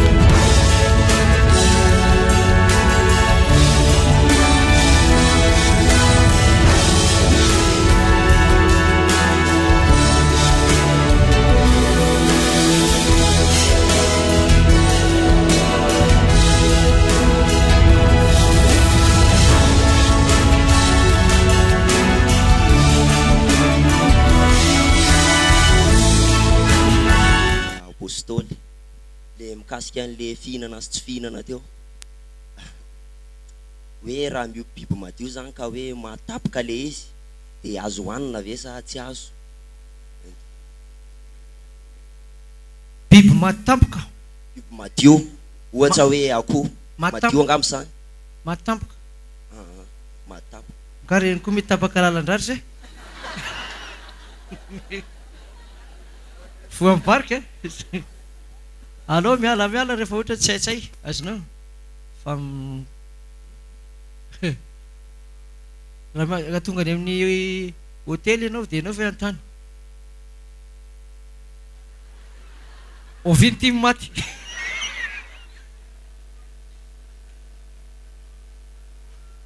fa raha mpanao hôtely manana koa maty ho azy alefany aminao fa rehefa tonga eo zany izy dia amasin'ny vavaka sy ny teny azonao tonga eo izy dia tolotra ao amin'ny tompo na maty ho azy io na nitoram-bato maty na inona dia akoho io fa dobla fotsy tsy voadio mivavaka so eto misy maheno dia hoe entina bavaka ihany zany na dia dobla fotsy vao triple fotsiny vao vita mivavaka anao ato iry aloha dia aveo mipita makaty ato dia mipita ato dia rahalahy fa tsy tezitra anao raha faraparana zosilay ihany apôstôly mbola sainga mametraka fanontaniana kely ihany hoe nisy tamin'ny herinandro iny tamin'ity nemana teo ny apôstôly nisy olona narary nidirany devoly angambany dia niantso ana avy any izy dia za tsy manana crédit atsonandreo amamareo dia tonga dia mipalafako izy fa sitrana somatsara aloha voninahitra hoan'ny tompo fa sainga antariko aloha teny iny zany mpalafako zany tonga dia avy any Makedonia angamba sa avy any Efesosy leranaio dia mipalafanao le izy dia nanao ana tonga dia nitofiriko ahoana tonga dia nataoko le asa zany e zay fa nisy natatra dia tonga dia nataoko tonga dia fantatra tonga dia niasa anao fa le hoe le mpalafa zay tsy hisy asa tonga dia mipalafako le izy satria dia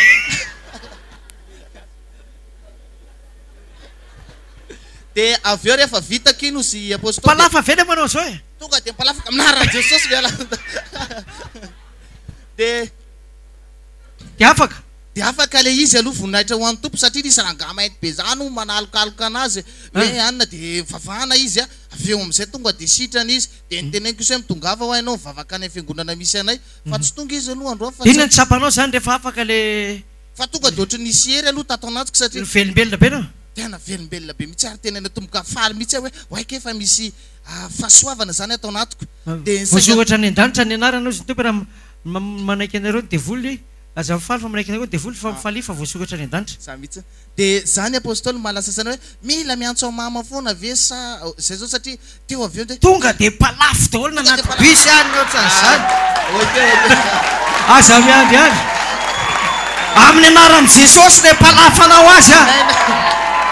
na tsy tantsonao ary paster fa tsy antsonao afa ataonao mangingina hoe amin'ny anaran'i Jesosy mpalafako ty voaka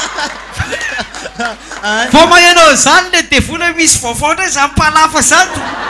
avy aizanao zany dia manarakaraka zany tsy mila manonona akory amin'ny anaran'ny apôstôly Jesosy amin'ny anapôstôly Benjamin dia amezany devoly ianao fa zay le mpalafo zay ihany apaty zareo voaka tonga dia matahotra izy amin'izy satria everiny fa tsy havita mihitsy ianao azonao fa rehefa tafiditra anao tena feno fahatezera sy fahasahina aza mandany crédit any ambony alefa dia faharoa manarakaraka zany apôstôly zaho tamin'ny hegin'ny-drapitso alady nisy fandarana zay misy hoe tsaratsara zay nandeha tamin'ny tele zareo dia rehefa nandeha tao amin'ny azay tao izy dia ozy ny teneny hoe izy ny apôstôly avy any an-danitra dia hoe mbola nahitan'Andriamanitra direct hono izy dia lazay fa mbola afaka dia lazay fa fatany daholo le olona any dia zany hitako hoe tena marina le fampianaran'ny apôstôly hoe amin'izao fotoana zao dia efa miseho daholo ireo mpaminany sandoka maro samihafa dia mifantany apetraka apôstôly hoe mety vera ohatra ka mijery indre fandarandry zalahy reny indraindray satria maha-olombelon'ny fiarahamonina anao dia tsara mahafantatra mba afahana miaro teny dia teo toka go dia mba tsy tokony mijery an'ity adalan'ity rangahy ty fona fa zany toka le rangahy ty voalohany indrisy satria lazay fa hoe za ozy indro nampiakarina niona tamin'i Jesosy dia aveo indray tsy nanaiky hoe dia aveo lasa mivadika adalo indray ozy izy aveo dia raha tsy izy ny eo amin'ny fitondrana tsy milama firenena dia sainga nytaniko ny apôstôly hoe amin'ireny ve manoloana ny amin'ny fiainana andavanandro mendrika veny mba mijery andreny hoe vaovao ohatra andreny zavatra émission spéciale andry zalahy ohatra andreny ohatra tsy maninona ve no mijery andreny ohatra satria mba afahana mahafantatra ny stratégie andry zalahy koa ndray afahana miala an'le fikafikany mety ve ohatra ny fikafikan'ny apôstôly sandoka sy ny mpaminany sandoka nge tsy voatery ianaranao e fa ny fanazy ao anatinao no mampafantatra ny zavatra ataony fa minana ambany any ambanin'ny faladianao reny olo reny azonao fa fanatona antsika mahery no izy raha ohatra ianao te afantapantatra tsara n'le izy dia ty misy ty no tena milaza n'le izy ary tsinitsiny reny olo reny azo mpalafany reny rehefa amin'ny fotoanany dia fanontaniana manaraka apôstôly zaho mba te handray batisa amin'ny fanahy masina fefa mivavaka foana ihany le amin'ny fiambena sy naotrany fa mivavaka dia miandra hoe hiteny dia nefa mbola tsy miteny foana fa hoe inona tokony lalam-panahy ataoko zany mba tena azahokoa le hoe mivavaka dia miandry hitan'ny apôstôly rehefa amin'ny ariva zao le mivavaka fiambenana amin'ny alina sy le amin'ny atoandro amin'ny 12 iny koa zao na de le amarany de mivavaka fanay masina mba ataovy an'izany batisa amin'ny fanay masana le teny amin'ny teny avy any an-danitra mihitsy fa tsy le fiteny le ohatran'le zany ny teneninao tena la commande mihitsy anao tena hafa misy tena fa tsy mitovy amin'ny andray ao anatin'le vavaka iny de le mangataka fafeno fanay masana de hoe fenoy de miandro kely hoe hiteny am'izay sa hoe mila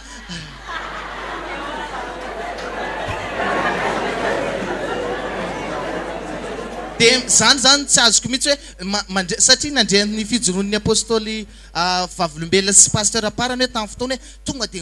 de mivavaka tonga voaloha tany am-piangonana ozy pasteur aparany de ianao koa ny apôstôly koa ny teny hoe tamin'ny fotoana hoe tao an-trano de mbola ohatrohatran'izay de za hoe mba hoana re Jesosy mba tongavako amin'izany toerana zany mino fa tsy zareny ngamba manana hitahita zany fa mindreo rahalahy sasandreo mety mba raha ohatra moa zany anao mivavaka alleloia hosanao saderany ianao Jesosy alleloia karaha amin'in'le terainy ianao tompo patsaka sy tompo ny tany ny lanitra zay fa ny tany ny fitoera tongotra fa de tonga de raha iny izy nilatsaka tampoka de hono izy ianao de miteny am'izay makasitraka apôstôly ho tongava aminao zay irinao eo amin'le pôsy iny tonga de feno aiza le alafaga solofo ny anarako mafaly mafantatra ny solofo avy aiza anao avy any Tanjombato Tanjombato pino evoaingana vo niditra androany pino voalohany ny fanontaniana angapetsako amin'ny apôstôly zany de ny mahakasika an'le apokalypsy 14 teo satria misy olona milaza manao hoe ireo efatsarivo sy efatsalina sy ray hetsy ireo ihany makany an-danitra fa tsy misy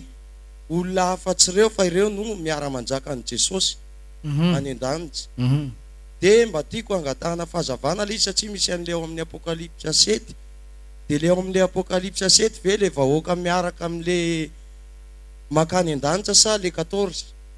ary anao zany efa pintany efa mahay an'le baiboly efa misy zavatra hainao tsara efa mivakinao le izy namaky an'le izy aho fa za mantsy mpihaino radio fm fois zany io no na hariva na maraina de meno an'le SMM isaky ny alahady hitan'ndralahy raha za zao nanontanian'ndralahy de hoe tsara mihitsy le hoe 144 000 fotsiny nisoratan'ny tompo tao miakatra ny an-danitra tena tsara zany hoe le olona tafiditra amin'io zany tena olona masina tena feno hery tsara tena zéro défaut satria misy olona zany tsy mahafeno an'ireo tsy mahafeno ny toetra an'ireo 144 000 reo fa mbola manatena ihany izy fa hiakatra tsy mahafeno an'le fepetra zany tsy mahafeno an'le fepetra 144 000 izy ary tsy mahafeno an'le fepetra an'le vahoaka maro avy eo taka amin'ny fasidranomasina azonao tsy mahafeno an'iny izy nefa mieritreritra no ao de zany ohatrany hoe manamaivana n'lay lanjam-panamen'ny tompo an'lay 144 000 sy lay vahoaka be taka amin'ny fasidranomasina ny fahadalan'ny olona ngamba zay koa ngeta fakatrany de miteny aminao izy io fotsiny ve niakatrany de valina ianao no sarotra tsy tafiditra amin'io anao tsy tafiditra na io fotsiny 144 000 fotsiny ianao de tsy tafiditra porofoka aminao tsy matafiditra anao mipetra eo ataon'izay izy amin'izay hitany hoe mavesatra tsara le toeran'le olona tafiditra isan'ny 144 000 na le voalohany bokatra na le avy amin'ny vahoaka marobe témoin de Jéhovah mantsy mametsaka an'izay fanontaniana izay reny tsy tafiditra mihitsy mametsaka fanontaniana izy hoe ireo ihany no any an-danitra ozy izy fa itsika ozy izy de miandry an'ilay tontolo vaovao de anontanianao indray izy hoe inona ary le tontolo vaovao de io ozy izy le ety an-tany io le Jerosalema tao asaedena tamin'ny voalohany io de nivaliko anazy zany hoe raha tsy manao voaloham-bolana azy sabaty ianao rahalahy tsy afaka andovan'ny lanitra sy ny tany vaovao zany zay mihitsy de tamin'izay izy aloha tsy nahitana valy teny ahoana ozy izy no tenenanao an'izany zay ne ozy manao sabaty fa ny sabata ozy izy asa soa asa soa ny sabata ho a Jesosy ngena nasitran'olona zay natao hoe asa soa de ny tiako mba hazavaina zany le eo amin'le hoe sabata lazainy hoe lalàna natao an'ny Mosesy le izy lalàn'ny Mosesy le fampianarana teo ka vao mipetraka anao tsara dia mirava ho azy izy rava ho azy mihitsy saotra apôstôly ok ia tahaka ny misy ny apôstôly sandoka sy ny mpaminany sandoka dia misy koa Jehova sandoka azonao olona sandoka sy ny reo sy ny adventiste ny tena tsy izy mihitsy amin'ny lala mpanahy tsy izy ia nisy ato amin'ny zoky Raymond raha salasala ihany hoe olazaina vele nasa tsy olazaina lazao ihany ary fa lazaiko ihany le izy zay zany avy any manoro avaiza manoro ia voasokatra tamin'ny vita-pasika ny fiangonana efefoao manoro misy fitondra fedina miaranitra ao dia efa manana eo ampino 10 eo zay vonina nefa fampianarana tsy ampy inona ny tokony ataonay eo am'lohan zany zay dia tena maniry mihitsy hoe tonga dia mba menareo CD ohatra zao fampianarana zao mba ampitaina andreo mpinireo iny hoe ry misy ACMM rapitso dia apetraka tsara le izy ahafahana mametraka an'ilay programme raha sy diso aizy hernena teo mahazo CD ve ny any manoro mandefa foana ohatra hoe faminanina misy eny hoe fampianarana tsy tonga any aminao ve ay misy ay betsaka any hoe reny any apôstôly misy sary reny zao fa misy any fa betsaka zany tsy azy satria efa matimaty le CD vao tonga any satria ohatrany mbola mipitapita makany vatomandry angamba mety ka tsy hoe inona mahatonga le CD ho matimaty any ampovoany any dia tonga dia tapitra eo le izy vérifie le izy fa sao dia ohatran'izay le izy anoro hevitra ny Zokremont sy ho an'izay lay miandry fampianarana tinga ohatra nareo any manoro dia lazaiko aminareo fa hodonto ny sainareo satria miandry aninonareo tsy ampivavaka tsony tsy manomana tsy mamaky tsony fa dia rehefa tonga le sakafo masaka dia tsy play azonao fa raha za zany tonga le izy dia jereko za tsy mijery miaraka amin'ny olona na mivavaka be dia jerijereko le izy hoe momba ny fanamasina dia jerena aloha le fanamasina anaty baiboly ianao aloha mijeren'le izy anatin'ny baiboly maka noty tsara dia fampaherezana sisa ny entin'le eto dia ohatrazay dia ianao no mitoroteny amin'le mpino inona ny tombony mirehatra be mifinoanao manam-pahasahina anao mametra tanana amin'le olona aveo raha ohatra ka le toroteny ale fiavaty sady mihaino anao mihaino izy dia samy faly hanahafinahitra indrainy tsy isy karandriny fa raha vo ianao mitoroteny le avato indreo mandeha isam-bola indreo manao an'izay sitrana manaraka ny famataran'izay mino fa ity zany raha tonga ao aminao le olona indre mandeha izy mijery vidéo zany eo indro mijery vidéo zany eo ampy azy iny ianao am'izay nitadiavina hoe mahay ve ianao sa tsy mahay ary hitondra olona betsaka kokoa ianao raha mandeha amin'izay amin'ny lafiny anankiray zay ny mahatonga ny rahalahany amin'ny faritra eo misy tena tsy manao ninina mihitsy fa dia manantenany hoe apôstôly benjamina dia ohatran'izay izy amin'ny ankapobeny misy ary eo vao miara mijery amin'le olona fa tsy mijery meloha ka raha ohatra misy mametraka fanontaniana dia ozy izy aza fatifaty telefoneko misy apôstôly benjamina za mantsy akaiky azy aza matahotra nareo fa masina izy dia masina dia ohatra dia tsy mandroso le izy fa ampandrosony ny CD toroteny iny le faritra rehefa miomana tsara le olona amin'le faritra ohatran'izay ny ankapobeny ia sarapetsaka apôstôly tena marina le teninao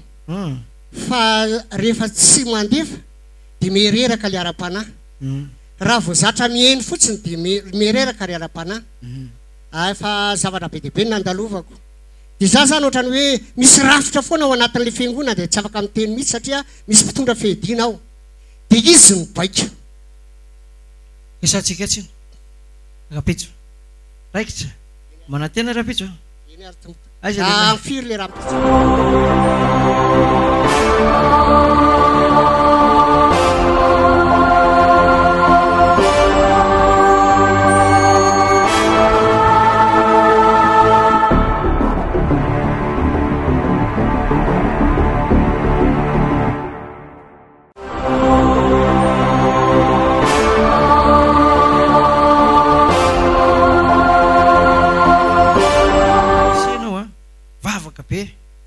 amin'ny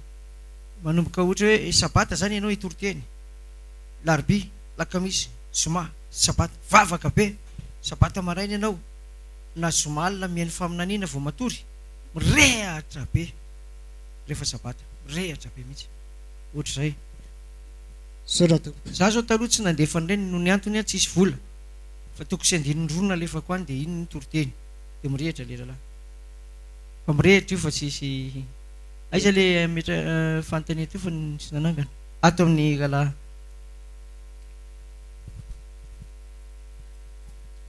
miarabanao ray aman-dreny nianarako dia Julien za zany mangataka fanampiana sy torohevitra fa aminao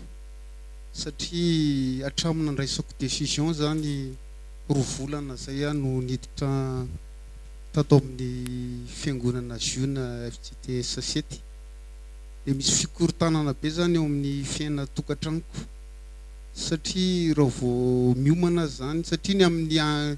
ato amintsika moa zany ny fanisana andro dia manomboka ny hariva raha vao miomana zany zoma hariva eo amin'ny fanomanako sabata dia misy fahasorenana be eo mivadiko ao tokantranoko ary mahatonga fikorontanana le izy zay tao anatin'izay 2 volana zay ka zay nangatahako fanampiana sy torohevitra aminao hoe inona ny tokony ataoko satria nanomboka androany zao alohan'ny andehanako taty a dia efa mamofopofona zavatra hafa le izy dia mangataka fanampiana aminao zany sy torohevitra aminao hoe inona ny tokony ataoko fa ny nataoko lohatra amin'izay a za mbola tsy teny anazy satria zay a tao anatin'ny fiangonana FJKM mahako fianakaviako ny ray aman-dreniko zay mianakavy dia za moa nahita amin'ny fahamarinana dia niala araka le teniko hatramin'izay hoe zay zavatra nyteneninao teo zany a tsy mitorin'ny pastera mihitsy loha ary sahako mijoro vavolombelona zany dia za zany a raha niditra tato dia nahita amin'ny fahamarinana dia mangataka amin'ny tompo zany mba hitarika ny akonako ho hiditra ato anatin'ny valan'ny fahamarinana nefa ohatra misy sakana foana zany eo amin'ilay mianakavy dia zay mba angatahako fanampiana fa aminao ray aman-dreny eny tompoka avantage ho anao ve ny fiarahana mianatra baiboly eto avantage tompoka faharoa mahalaindaina ve anao mody reraka be samba mavitribitrika mody mavitribitrika c'est bon pour le moral zany eny tompoka tsotra ary le izy anampy an'le ary amin'ny varavarana any madame tondra gâteau kely ray anao dia ray anazy azonao dia ry amin'ny vavahady ianao dia efa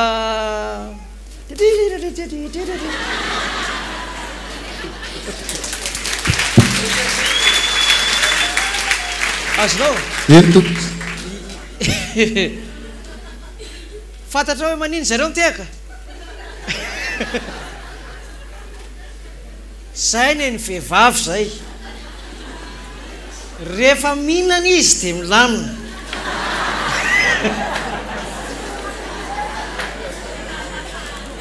meo azy zay tiany hohanina azonao ka ny vao nanomboka nanapa-kevitra anakaty a dia vao tonga ny hariva dia dobla fotsiny loka atao an-trano tonga koa tamin'ny za voalohany taty a dia ny harivan'ny sabata iny dia zay ny sakafonay tonga dia tsy nihina sorena daholo ny tao an-trano dia tonga moa mivadiko dia namoaka teny marary hoe lasa mivavaka any amin'ny seky tenao dia za moa naka rano tao an-dakozia dia sotro rano dia natory dia hatram'izao zany izy tonga dia namoaka vava mihitsy efa FJKM moa zo fiangonandrazatsika za tsy ala amin'inninninna ataonao dia miady zany ny saiko hoe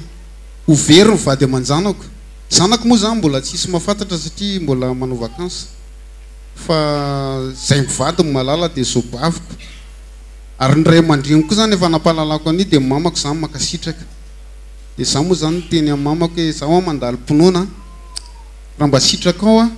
amin'ny fanaovana batisana dia mba hatreo a satria zany tsy manana olona teherana zany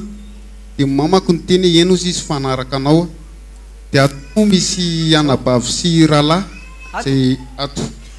miara-mipetraka any amin'ny tanàna misy ana any amin'ny ray aman-dreniko zany azoko le problème akoatran'le gâteau rehefa mody arivo tsara iny azonao dia mijery télé amin'ny alina alalim-pandry eo amin'izay malemy dia malemy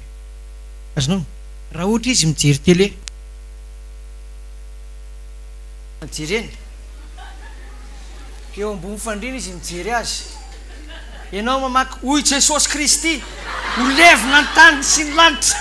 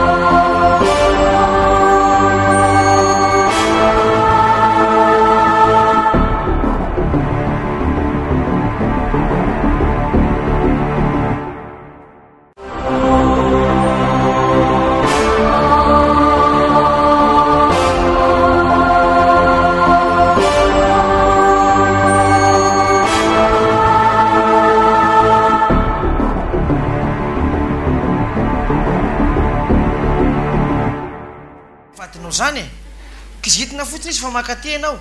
porofo ihany fa teo hoe zany ra sekta zany ra sekta azonao dia azony an-tsaina tsara hoe manana fitiavana zaraina mihoatra ny tany amin'ny FJKM ianao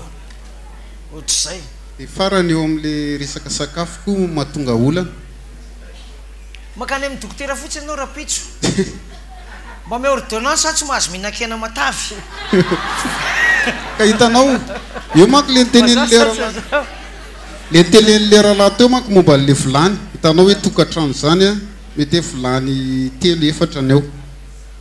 efa le sakafo a sakafo le faditsika zany efa anaovany zareo sakafo hafa ny fitaovana eny efa ray ihany eo ny tena mampiasa ny saiko ary mahatonga anahy zany ny décisionko zao a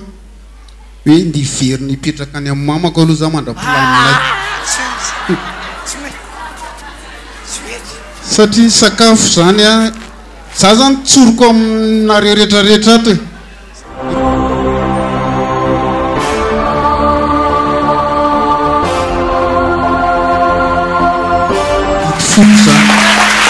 zao ny adikile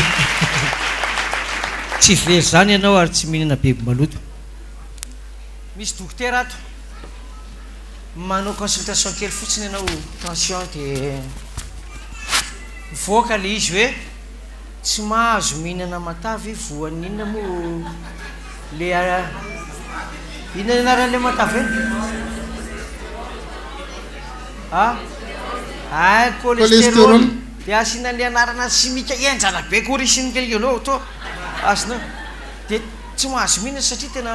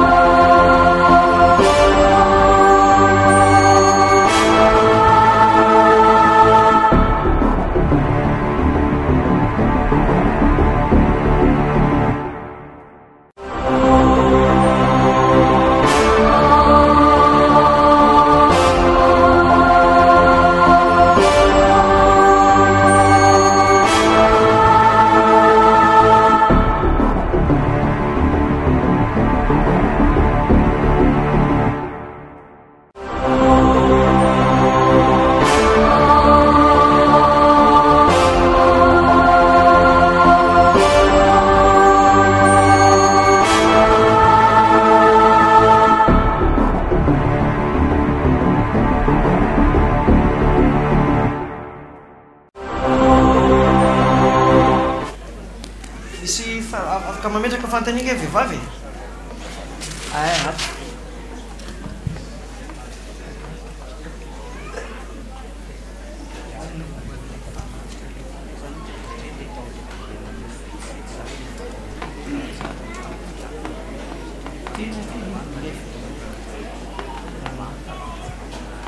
faly miarabanao apôstôly dia faly miarabany fiangonana rehetra Elisa tompoko Elisa tamile fampianarana Onofrata tompoko Onofrata tompoko ny tiako ametrana fantaniana momba le hoe Turquie le Onofrata dia efa any amin'ny Sovietika ny apahany dia io ny lalana andehanany avy any amin'ny fiposahan'ny masoandro dia inona tompoko misy tsy azoko kely tompoko le hoe Turquie dia ritrany ny olony ao amin'ny Turquie dia lalana dia eo ohatra misy zavatra somary tsy azoko kely tompoko saotra tompoko aza vaiko tsotsotra ohatra hoe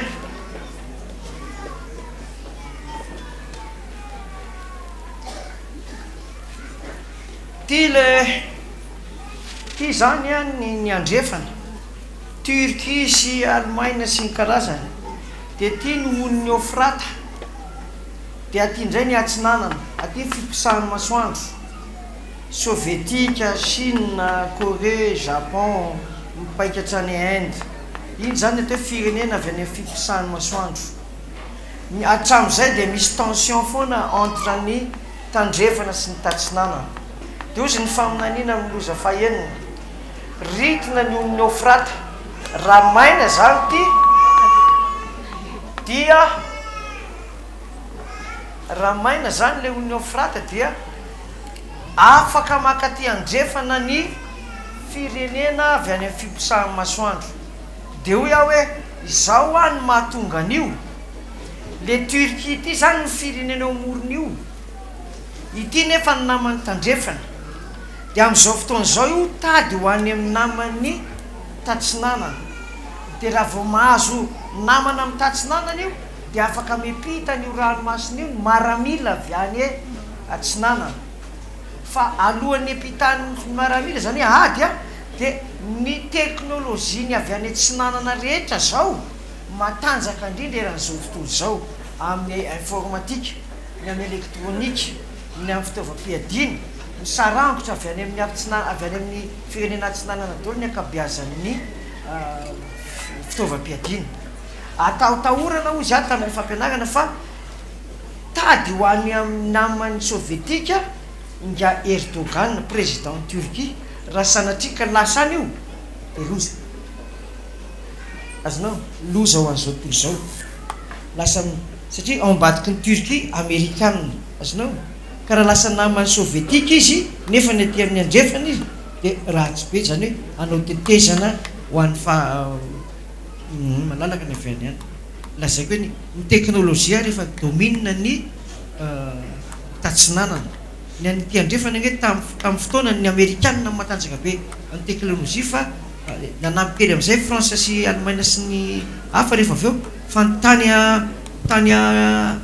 atsinanana kosa ny Japon tena aingana be mihitsy amin'ny elektronika dia nanaraka ho azy ny Sovietika sy ny Chine dia mitovy zany ndreo amin'izao fotoana izao raha ohatra ka raha mijery fotsiny inge nareo hoe ohatra hoe mijery YouTube nareo dia jereviny atao hoe armement fitaovam-piadiana tatsinanana sy ny tandrefana raha tsy efa ohatrany hoe hiady rapitso reo ohatrany hoe hiady rapitso reo dia voatolonao foana io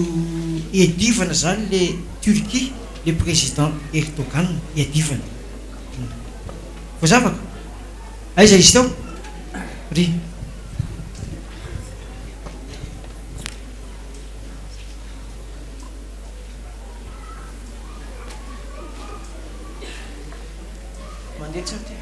rabanao ray mandriny apôstôly azy mirabantsika rehetra tafangoneto androany somary ampandefery kely aloha le fanontaniako vetivety fara manam-potoana ady ana fa tehaka hery an'le anadahako atsy a zany hoe le misy olana amin'ny tokantrano fa mbola misy mafy noho izany ary tena hoe tena betsaka anisan'izany ny tenako a ao amin'ny fianakaviana rehetra mihitsy isan'andro na atory ianao hoe efa saly efa hoentinao zao misy maka tamiko ao anaty poketra anao rehefa hoe tena andeha anao ao anaty varinao re tsy maintsy mihinana foana zany zareo ary nanomboka zany vavaka vao tena tsapako hoe ny miazakazaka mihinana ihany zareo atao ny hitako mihitsy hoe zay ozy izy tsy maintsy mihinana fa matoa zay tsy mihinana tsy mana-bola zany dia hitako hoe ohatrany matetika be mihitsy mihinana dia zao nefa ny zavatra tsapako miteny izy rehefa misy olana kely manontany ana izy dia voavaliko daholo izy anontany iny dia metezitra amin'izay izy dia ozy izy le any izy zao napiko kely mihitsy ozy izy fa nafangarongaroko tao mody hoe tsy mihinana nefa mihinana ihany dia ako amin'izay li sakoriny ohatrany hoe matahotra an'Andriamanitra ihany izy zany hoe ozy izy mantsy anazy ory mama zaho eo nihinana foana hatramin'izay ary zaho na mihinana an'io ary tsy fantatro io rary tsy maninona zay dia teneniko anareo fa matiantoka ao anareo raha nisy zavatra ao anatin'io tsy hoaniko le izy Andriamanitra ao mahafantatra hoe tsy zaho kely nanao fananininana an'iny amin'izao fotoana izao dia avako rehetra mihitsy ny hatramin'ny raiko niteraka ana manozina ana isaky ny andeha izao ilailatsaka mihitsy ny ranomasiny hoe ianao ve ozy izy zaza baneteherana zao lasa mpaniratsira ao nefa zavatra ohatr'izay za mba edivako tao tena ranomasy isan'andro mihitsy fiazako hoe Andriamanitra fa maninona ary zany reto ny tena manamafy fo be ohatr'izany dia ianao zay vao taty ariana kely indray ve hony ny ahita hoe ihany dia ozy izy tamin'ny voalohany aloha tena tsy navela mihitsy tena hoe tsy navelany fa tena sisika foana ary tena nahita fomba ana foana misy fotoana le miady mafy amin'le fihinanana maka conseil aminy rehefa avy eo ho lava io ro fijeriko azy izy amony anaronao teo Flavienne to ia misy ohatran'izao ny hitanareo ohatra ho an'le vao tonga mibebaka zany aza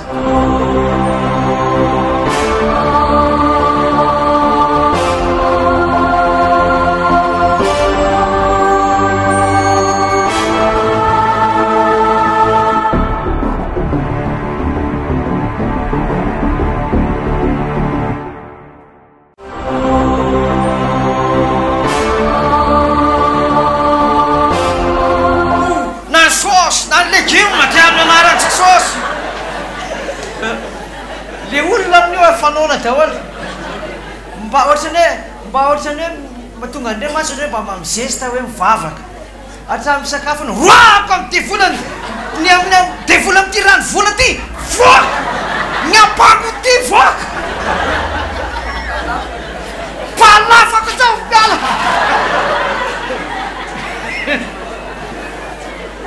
amin'izay le vavaka lava sokatra amin'ny masinao efa lany le izy ohatra zao tonga mivavaka ianao raha miteny fotsiny ianao hoe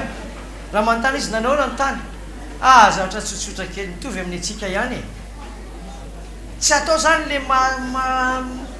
mampananina azy nanira ary mitovy amin'ny atsika zay dia ary le pastera nanao pastera latsaka tany mihitsy le mitovy amin'le tary amintsika fa izy tsy manao akanjo fotsiny azonao tsy manao an'le aniny fotsiny dia mihinana zany nareo sa tsy mihinana tsy zay mihitsy ny problème tsy zay ny resaka ao fa ohatrany hoe iza moa malala zay any ambolany olona ohatrohatran'izao fa teny izy zare ianao zany tsy hinana anao aloha diniana kely izy fa efa firy kilao koa zay lany zay fara tonga dia zay tsy mihinana ozy ny apôstôly tsy mihinana tonga dia miatika hoe atao miala moramora ohatr'izay le izy tsy dia sarotra loatra ianao zany mihinana sa tsy mihinana dia andanary mividy raha hitako fa mihinana dia lasa anao mividy miverina avy any tsisy le izy fa trondro ny hitako tao mazava sa tsy mazava dia ohatran'izay le izy farany izy leo ohatran'izay raha ohatra izy tena ohatra hoe vadinao zany avy ary vonoy fa jesosy koa vonoy eo ambolina tao vonoy amin'izay dia vanao zao izy dia okaloha kely ataoko bisonao sao dia maty dia atao vonoy amin'izay isany amele zany eo azonareo ve le izy na ny lehilahy koa aza ny lehilahy histoire be rehefa alao ary lehilahy ny tezitra no vehivavy raha vehivavy manao ampotsy isy hevitra mihitsy fa mora azo indray ny vehivavy rehefa maina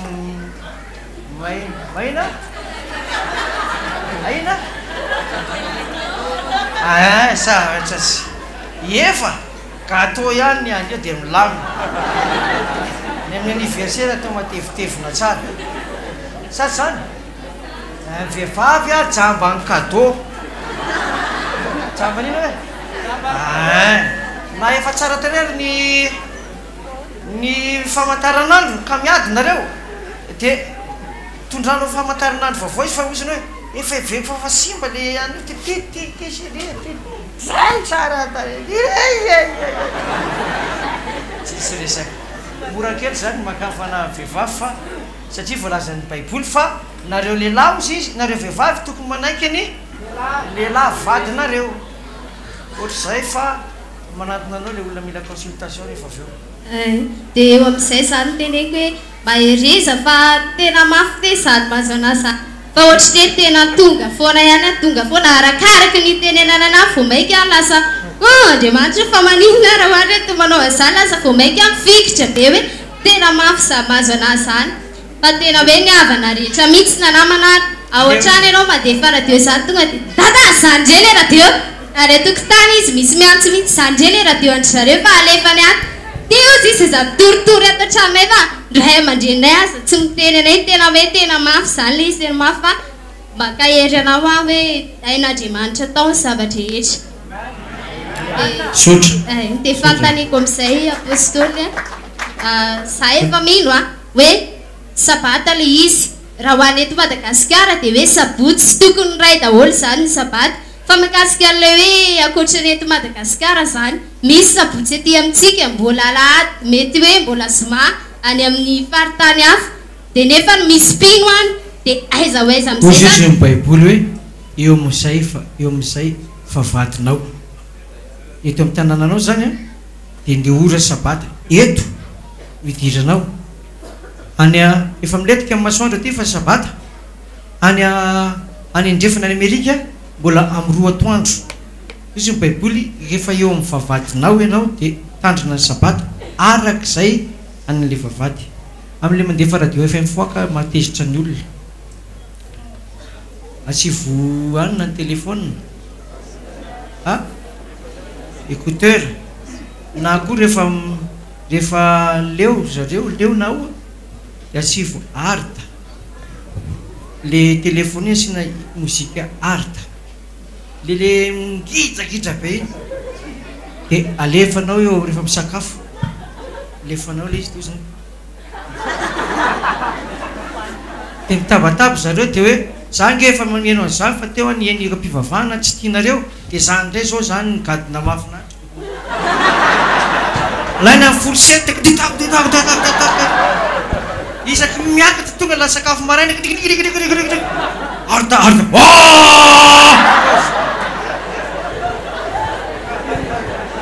dia raha vao miteny izy dia hoe za kosa zay goako rehetra dia la ataonareo an'izany fa mamindrafo amiko ry dada fa tena tiako zany arda zany eo amin'izay nefa ny apôstôly nisy fotoana rehefa za reriny ao an-trano dia mody alefako le izy fananiko mihitsy zany dia miditra tapoka avy andry zareo dia mody menoeny kely ao ambadika ao aloha mitady zay anakianana angambana izy nefa nisy fotoana tena natsapako napiritrano dia nalefako fa rehefa tsy ao aloha zareo dia tena alefako mihitsy fa za tsy mirarahatra zandrinay fa rehefa hidadanay fotsiny tsy ao na ahoana mamandray dia alefako le izy dia nieny izy superposé indrindra na misy le pile nalefa le radio nalefa le radio ok zay hoe lany koa pile faharoa iny fitinina amin'izay le izy le radio dia eniko nefany mitomany izy atao ambany mieno an'le radio nefa nisy tena anakihana be ana foana dia vao mainky mivavaka aminazy Andriamanitra mba ataovy misy zavatra anazy amin'ny fahamariny zavatra atao maniny kely androany iny dia mijery dia tsy mody ohatriny hoe tsy naninona fa tena hitako latsaka mihitsy ny ranomasina ny akohaka teo amin'le radio ohatra izao kely sisy zany dia tonga ty saotra tompo saotra aiza le mamara anazy fa tondro ny andro tsy anakoratsy le nakiray ato a dia le lehilahy mamagana azy vagana fa misy fanontaniana ato manao hoe avy any Allemagne le fanontaniana ahoana ozy izy ny mahavery ny zazamena vava ho any amin'ny elo na dia mbola tsy natsiaro tena aza izy azo valiana tahaka an'izao zany manao hoe ny zaza rehefa teraka dia azo atolotra an'Andriamanitra ohatra vo teraka misy nareo mbola ao maternité tonga raha pitso maraina dadanareo na miantso ny pastera dia mivavaka ho azy efa sitraka Andriamanitra iny ny lalàn'Andriamanitra kosa milaza an'izy hoe atreto amin'ny andro fa 70 na 70 dia atolotra ao an'Andriamanitra izy kanefa hoa taka ny hitondrana mibavaka ny mamany izay miteraka ny tokony hitondrana mibavaka le zaza teraka vita ny sasan'le sazy faminina mpandroany sazy famina tena veriny hotratrany mamany eo ny dada ny tonga mametra tanana amin'ny vadiny sy ny zanany mba horakitra fahasoavana raha vao mahatratra an'izay ianareo dia efa azo lazaina hoe ianao hoe zasy ny zanako dia asan'ny tanan'Andriamanitra satria efa zanakao iny mandra-pahatonga n'le fa 70 andro araka ny didin'Andriamanitra tsy very ny zaza iny raha tonga nao amin'izay lazaiko zay tsy very raha sanatrika ratsy ny andro ny kamaty izy azonareo fa le vavakao ho an'ny zaza ho an'ny zaza dia toetra ho an'le zaza ataontsika hoe amin'ny andro ny rehetra raha velona izy raha maty izy dia efa natolotra ny tompo izy aiza le vehivavy lalaina ny anarako dia taika mba anontaniako apôstôly momba ny fanahy masina zamako mivaingana kely tonga teto dia tsy dia azoko tsara le izy le fanahy masina maninona le momba le fanahy masina hoe mbola tsy vita batisa le olona dia efa misy mahazo fanahy masina dia tiako antanina hoe efa voavonjy ve zany le olona efa nahazo fanahy masina nefa mbola tsy vita batisa dia tokony mbola atao batisa ihany koa ve izy na dia efa nahazo le fanahy masina atao batisa ny olona batisa ny rano raha ohatra na lasa loja batisa ny fanahy masina manamarina fampiankin'ireo zany ny ray asain'i Jesosy ataontsika ny ray ataony dia tsy mifanipaka mihitsy ireo hafa be ny fiangonana manao batisa ny rano ka mitsipaka amin'ny batisa ny fanahy masina tsisy valeur antsony ilay batisa ny rano raha ohatra ka mitsipaka amin'ny batisa ny fanahy masina izy raha ohatra koa mana batisa ny fanahy masina ka mitsipaka amin'ny batisa ny rano dia tsisy valeur fampiankina tsara ireo sitrapon'Andriamanitra ireo ho an'ny olona ray na maromaro iny le anakay dia momba le hoe batisa be tapana zao dia hoe tiako anotaniana hoe lasa vita le batisa zao le misy miteny zao le anadasy le ravavo hoe sapana batisa dia maninona dia tsy azoko le izy ve lasa atao batisa iny ve zany olona oka sy nareo nanontaniana dia tsy azoko mihitsy efa tsy anao zany nanao le tsy azoko amaly a reto zao atao batisa ohatra hoe amin'ny ray volana misy 20 ry zareo dia omena anarana andihana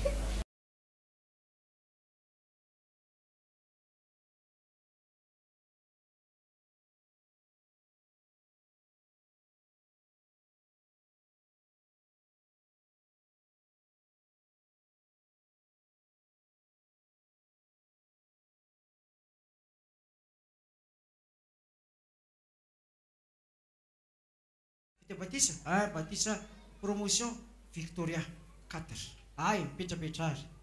azonao fa tsy hoe averiny iny hoe Victoria 1 dia Victoria 7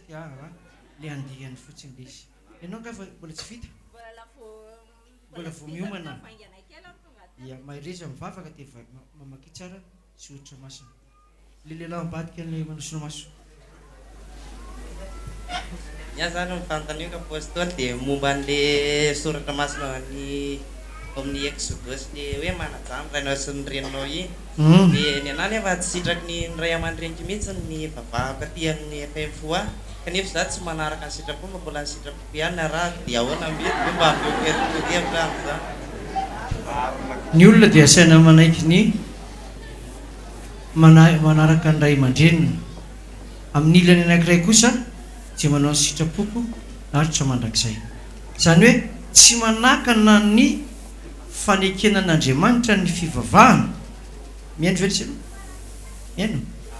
raha manao ny zavatra takin'ny ray aman-dreny ianao dia tsy manoty ianao fa rehefa tonga kosa ny fotoana tian'Andriamanitra tia any ino misy teo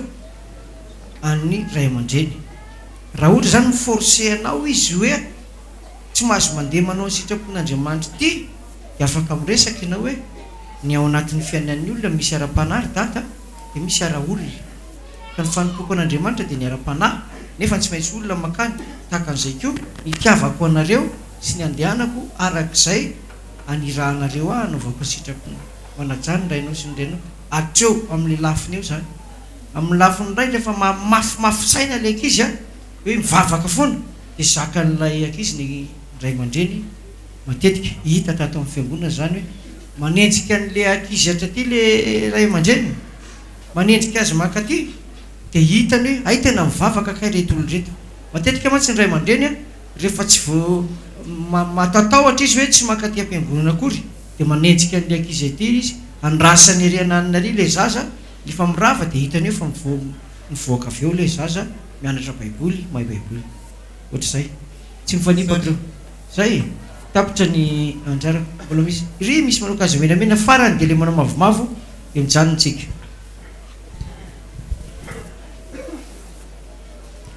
maheno a amin'ny arabany apôstôly haingo ny anarako ny fanontaniana tiako apetraka satria le amin'ny lalàna zany ny anozongozonan'olona matetika hoe ahoana hono ny lalàna efa ravan'i Jesosy dia ozy izy hoe ahoana zany ianareo ozy izy misy ny lalàna rava moa misy ny tsy rava nefa ny ten'Andriamanitra raha ohatra ozy izy nareo ka tena mitazona ny lalàna dia ny lalàny Mosesy le hoe raha misy mamely ny takolaka ao havanana dia atolory azy tony avy le amin'ny lalàna zany tiako iny aloha moa anatin'ny fampianarana tena mazava tsara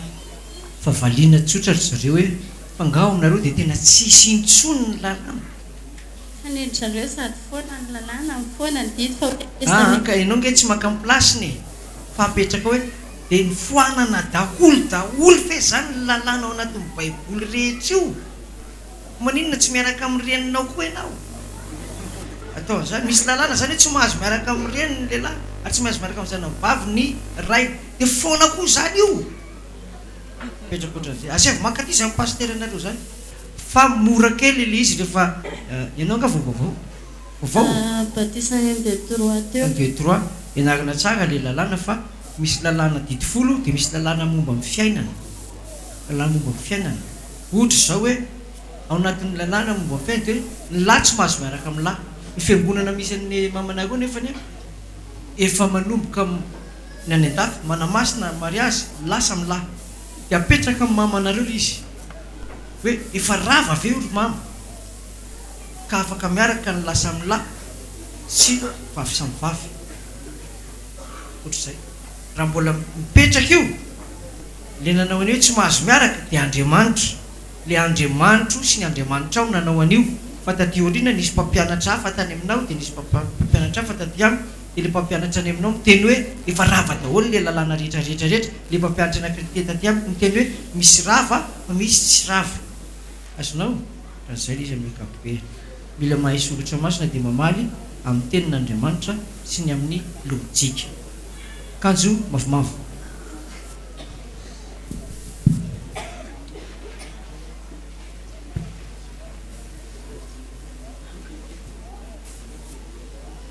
apôstôly kanto ny anarako zavatra manitikitika zarery ny mpinao aminay fa taloha zay mivavaka za aloha efa teto fiangonana be tabe dia ohatrany tsy naharesy lahatra ana satria fiangonana vavahako farana zao misy hoe famezana sakafo ansahirana reo dia fiangonana dia kisoa nefa no any zareo dia mivavaka azy ireo dia efa nanomboka hafahafa fa nefa Andriamanitra ny teny hoe izay maloto a dia maloto dia nefa azy ireo mivavaka ho any kisoa hoe ta io ty kisoa ty dia gaga be za dia nanomboka teo hoe dia tsy mivavaka tsony nandritry ny 10 volana dia nisy olona teny tamiko patronko ny teny hoe ary ohatr'izao meno radio dia mihaino eny radio dia rehefa tsy titiko le radio dia hovaiko mihaino FM foa zany dia rehefa tsy titiko dia hovaiko dia miteny any izy hoe misy fandarana ohatr'izao fa hovainy radio anao alefaso dia mihaino amin'ny telefona dia nanomboka teo dia nanomboka resy lahatra dia hoy izy mamanay sy zokinay vavy taminay hoe nareo ozy izy dia ozy izy loha zokinay hoe ndry zany mbola ho atao batisa dia hoy izy a ie raha izay no mahavovonjy ny fanahiko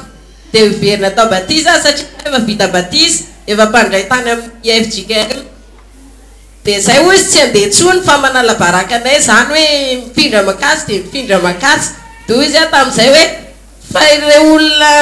mameratra anareo zany raha vovonjy dia za tsy vovonjy dia makay za dia hoy izy ndray mamanay hoe any kisoa izy efa le roasin'Andriamanitra dia voly dia lasa tany amin'ny kisoa dia le kisoa iny ozy izy nefa efa lasa tany anaty ranomasina efa tamin'izany dia amin'izao izy efa tsisy an'izany tsony ka azo hohanina zany dia hoy izay hoe raha hoanareo a dia minana fa tena taloha fa mbola tsy nalala dia mihinana ka dia elako foana zany zareo raha vao mihinana lasa mitady sakay na mitady sira ihinanako vary dia avy eo dia ozy izy zokinay hoe farandro izy tsisy fa ny fahafatesan'ny olona ray no farandro dia manontany tena hoe tena misy marina ve le farandro sa hoe le fahafatesan'ny olona ray iny ny farandro